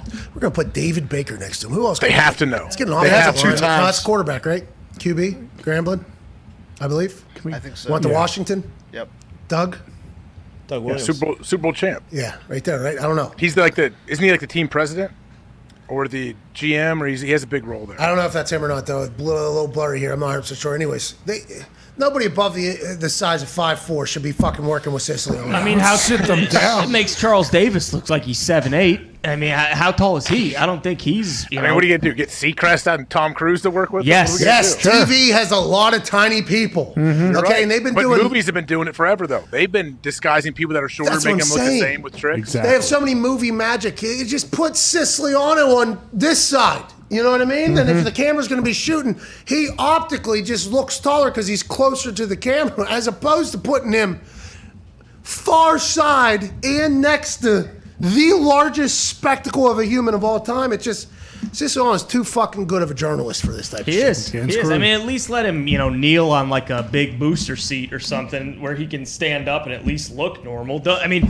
he's walking in there and saying, "Hey, sorry, Andrew, but where you're standing is actually you can see there's a 15-foot divot in the ground that we're going to put you in to make you look even worse." He's downhill. He's downhill at all times. Can't be downhill. Can't be downhill. No. Hey, sis, we're on your side, Paul. Love you, Ty wants him to kneel on a booster seat. He's on his side. We're on his side. AJ. Much better. That would look much better. It would. You don't see that. Hey, don't you start skewing the narrative here. Okay, we are on his side. Yeah. What do you mean? I got a picture with Siciliano. He posted at that broadcast boot boot camp that I got rejected from 3-4 times. Yeah, I mean, maybe if I would have been asked to go or accepted to go to that thing, I would have been able to tell the people at NFL Network, stop with what you're fucking doing to Siciliano. We see it. Okay, we see what you're doing to this guy. Well, and AJ acted all high and mighty. You flip through those pictures. He's patting him on the head, and one of them, like he's his fucking nephew. I mean, I don't understand why you're taking carry him around. I carry him around with me. Yeah, giving him noogies. Hasbulla, this guy. Exactly. He's acting like Siciliano's Hasbulla. Yeah. That's who they need to get in the booth with them. Bingo. Bring you in give me Siciliano and Hasbulla. Now let's look at the ratings. Do what? Now Take we off go. to the fucking sky, Boom. dude. It would be. Hit on that line. They need shit. Hasbulla to run the ball out for kickoff on Thursday night and give it to the ref Hey, listen. in one of those remote control This cars. is maybe we're doing this for Gumpy. Because Gumpy is probably losing his mind right now. He's been locked down, house arrest in his little tiny apartment or whatever. Yeah. He can't even leave because everybody in his apartment complex knows he has it because we have projected it to everybody. So he literally can't go in public right now. Hey, Gumpy, we miss you, bub. Miss you, pal. We hope, peace, Gump. we hope Hasbulla is putting out enough videos to help you pass the time, dude. Oh, he did. He put out an absolute heater yesterday. Hey, yeah. I saw, yeah. He's the best. I can't believe that human exists, by the way. Oh, yeah. I can't wait for the heavyweight bout that he's about to put on, too. Oh, yeah. He's ready to fight everybody. Hey, you think? Hey, hold on. On one of your SmackDowns, like, you think Siciliano would let you carry him out like in a backpack? Oh, like on your chest, like in one of those baby Was that things that didn't people. Ace Ventura do that? Or Ace Ventura did do that. What is this fucking guy? I know. What is this guy's deal? What an I'm asshole. saying we've seen he's a great sport. He leans into it. He's a part of all of this. He knows, like, hey, these guys are trying to help me. Maybe if he does that, it would really get the point across to the NFL Network. Siciliano hosts Red Zone channel for DirecTV. Yeah. How come FanDuel's out there promoting that other guy? Scott Hansen. Yeah. We're done with him, right? We're not a Scott Hansen squad? No, we're not. Why? Why not? Siciliano till we Because die. we're Siciliano guys. Forever. Bingo. I don't have DirecTV, so I can't be a Siciliano guy. I don't at watch least the look Red for Zone that. channel because it was founded by terrorists. But if I was to, I'd watch the Siciliano one. Okay? Because he's getting abused by his network he works for. Wait, what was funded by terrorists? Red Zone channel? What? Oh, because of the no punting. They show field goals, don't they? That win games. Sometimes. Yeah. Fuck them. Let's Let's go to Cody in Washington on a 5-hour energy phone line. Cody, what's going on? Hopefully you can save the show, pal. I'm getting real good at this, by the way, I think. Yeah, we know. What's up, Pat? What's up, boys? Hey, Dick. How's your sleep? Look strong. So useful. Really useful. What if I would have done that Michael Jordan at the foul line? Oh, yeah. Oh, my God. Come on, dude. Shout out Mr. Perfect, too. All right. What do you want to talk about, Cody? It's right there. I'm a long snapper. I'm the long snapper for Eastern Washington University, and we just beat an FBS team. And so I just want to get your take Here, on. Mad Dog's doing the same thing in his show. Hey, that boy, Cody. Long snapper out there, Eastern Washington. EWU. I think we played EWU, right? West Virginia did years ago. My head coach was actually the O-line coach when you guys played him. Yeah, that was the red team, right? Red and white? Yeah, red and white. Yeah, they had a little tiny returner who jumped at the wrong time. They got a red field. Ran into a guy. Ate it. It was pretty cool. Siciliano's returning kicks. All right. Jesus.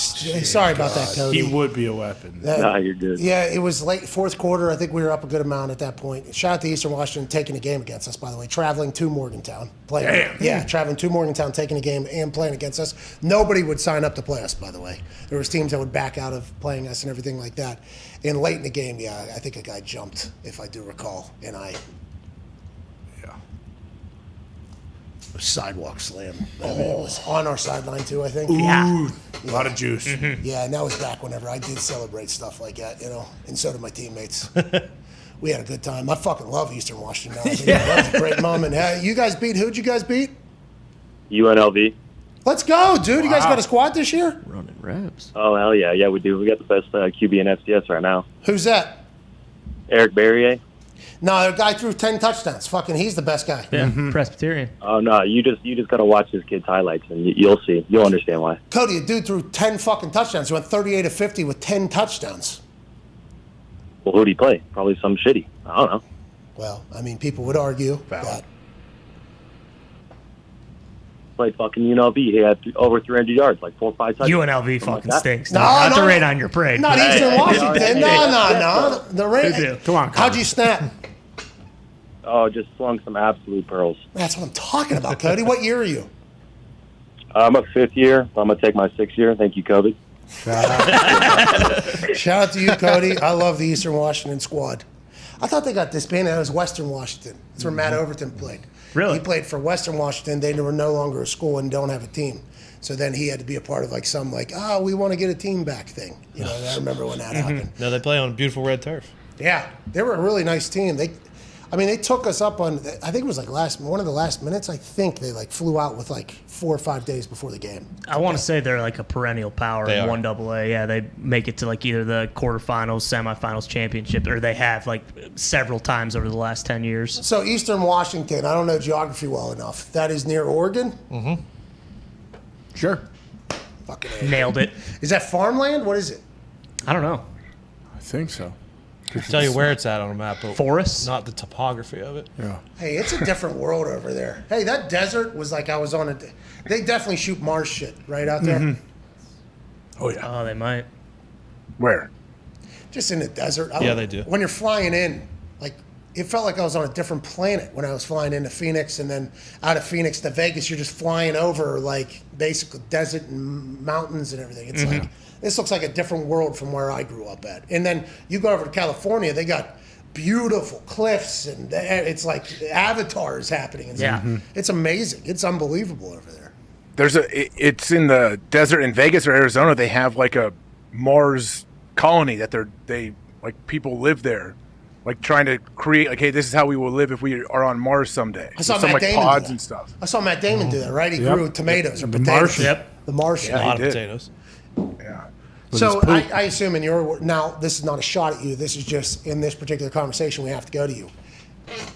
All that shit's just filmed in the desert, right? Is what you guys say on the internet over there? With space? Yeah. It depends, because if it's a rover shot, then you got to assume that maybe that thing is, in fact, on Mars. But also, I don't want to get into the Galactic Federation, but we know people are inside Mars as we speak right now working with aliens. That's no mystery anymore. The Galactic Federation? Yes. Space Force, right? That is the Space Force is the. That's our team. That's our Yes. team. The Galactic Federation is the joint team, if you will. That's us, Russia.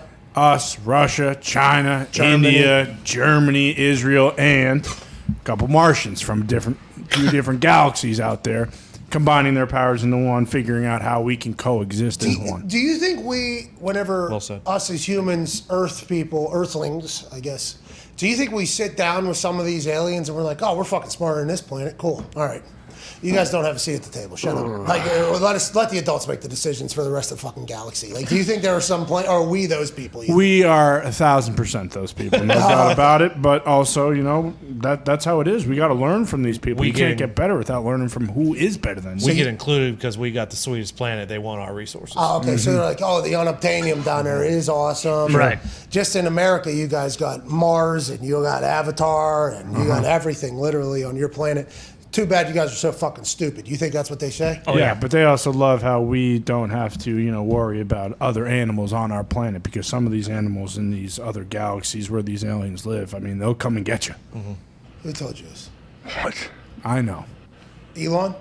Not Elon. Like, at what point do you think they decided to send in Elon? Is that like, hey, you need to go at least try to save these fucking people? We need you to create a tunnel system. These people have no idea what they're doing. Need you to create a better way to get to space so we can have more people up here. Need you to stop just blowing through the ozone. Can you make an electric car better than everybody? Hey, you need also, just for fun, we've learned that our people, they like flamethrowers. So if you could just make a flamethrower down there. Yeah, we need you to get down there and do that, Elon. That's crazy.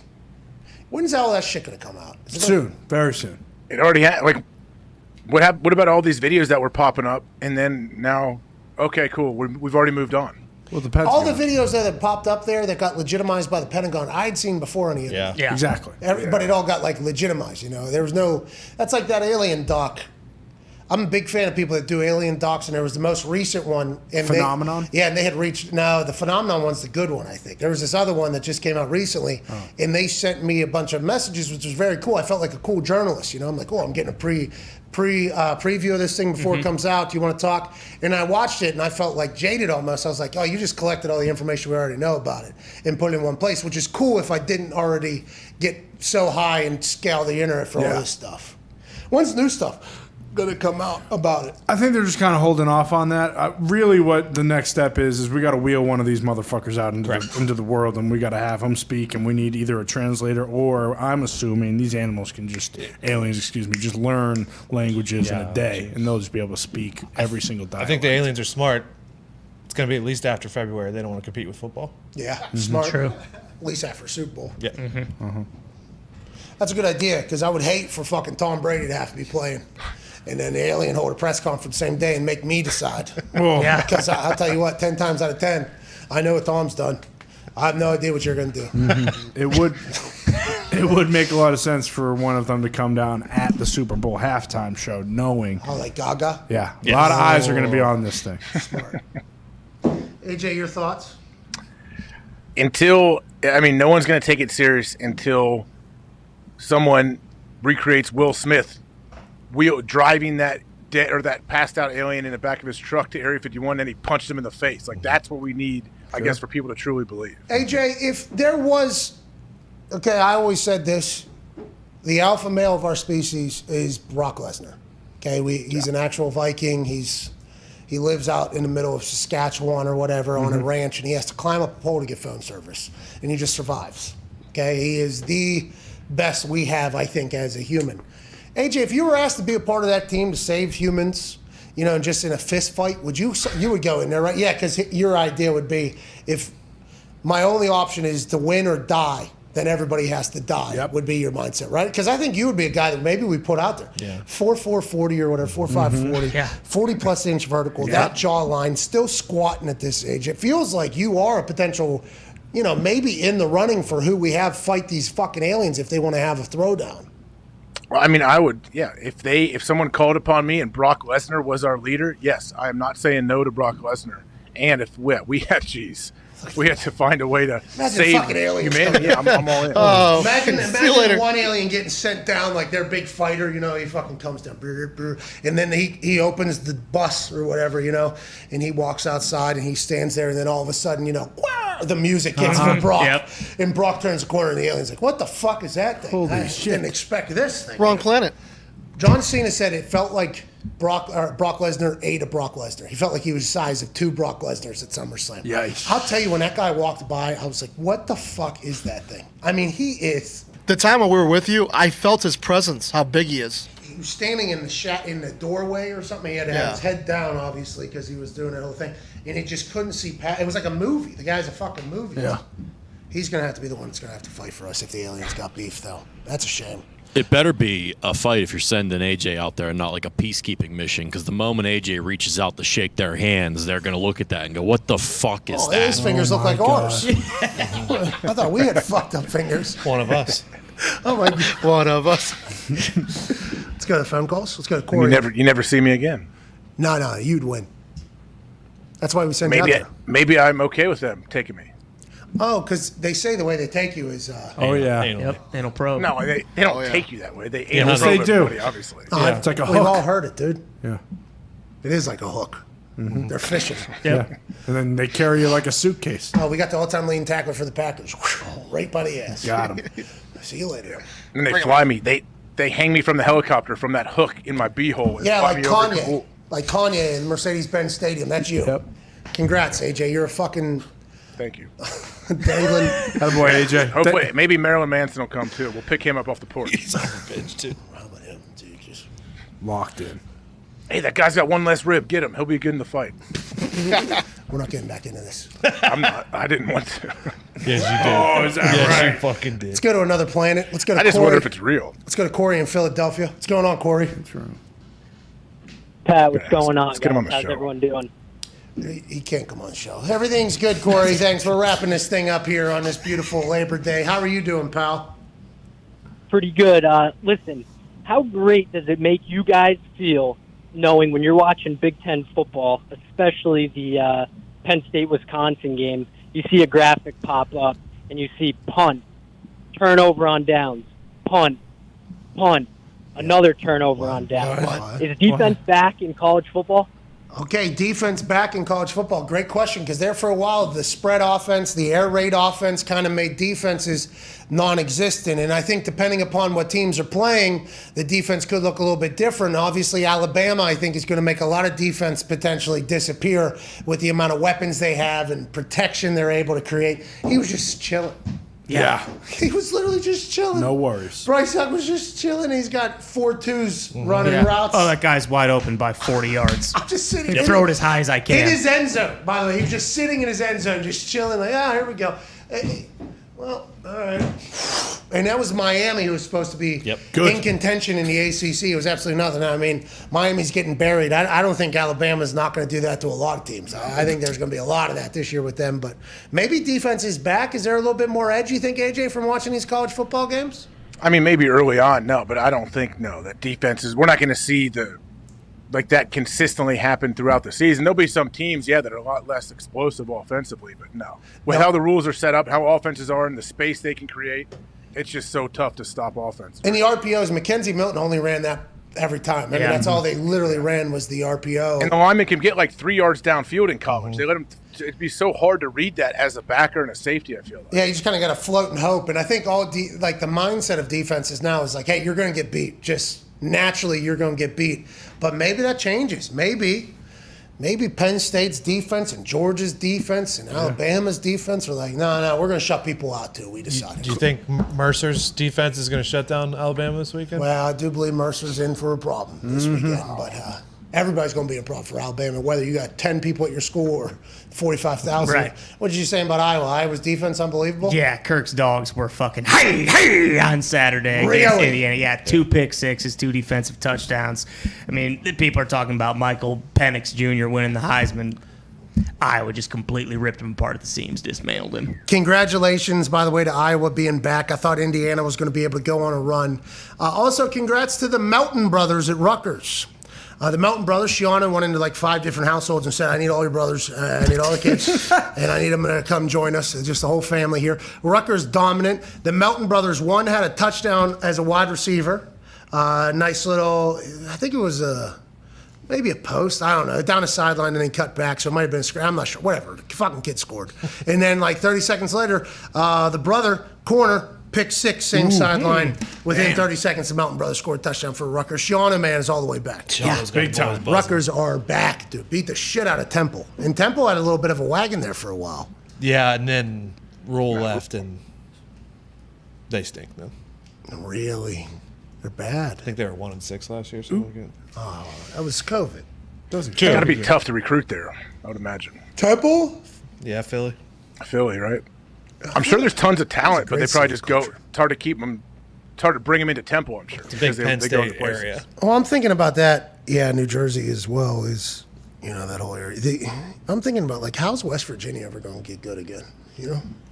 We got transfers. You got to jump on the transfer portal. Look at Mel Tucker in Michigan State. I know Foxy's not here, but they have a lot of transfer guys. Oh, I'm here, AJ. We had a great night on Friday. Congrats, Michigan State. That was a big win, man. That guy ran for 250 yards and 4 touchdowns. He was a transfer, the running back, Kenneth Walker. Did they call him the Michigan Spartans presented by Rocket Mortgage? No, they didn't. I guess that was wrong, by the way. I guess the initial reports of that, bullshit. It came out, what we said is right, that they'll name them Rocket Mortgage, presented Michigan State, whatever. And then they had to come back and be like, actually, no, this is just a normal deal that all the schools have. Oh, so you guys were not innovative. No, no, we were not. Pitt said, I don't care what they're doing. We'll name this thing Chris Fickell, fucking 1997 head coach. Whoa. Chris Fickell, please have some respect. For Great the head man. coach, yeah, I agree. Chris Fickell at 97. What's the money for? Is it for a new stadium? Nah, I just want to win right now. Spend it on the kids. $20 million. Let's go buy some players out there. Hell yeah. Fucking head coach, me, 1997. Imagine how good he's got to feel when he shows up at those alumni events. Hey, this is my fucking head coach right here. Get over here. Come on, dance. Dance. Call play. I want to go deep, right? Pick up his phone. What if they just had a phone in his suite? It's about time we get deep, isn't it? Yeah.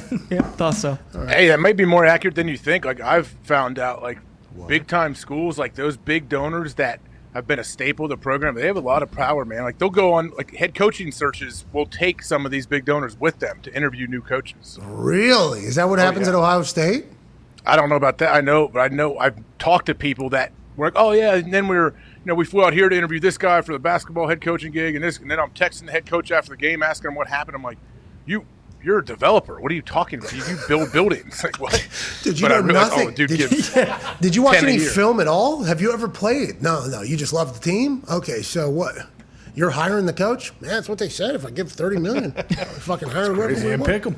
They'll even name it after me. Chris Fickell, class of 1997. I mean, think if you're the AD, if you're the athletic director, your job is basically fundraiser. You're trying to always bring in more money for the programs because that's how you build up all your sports and bring recruits in. So you don't want to lose someone like that. So, who's doing that for West Virginia, you think? Who's giving the money to West Virginia? Jerry West.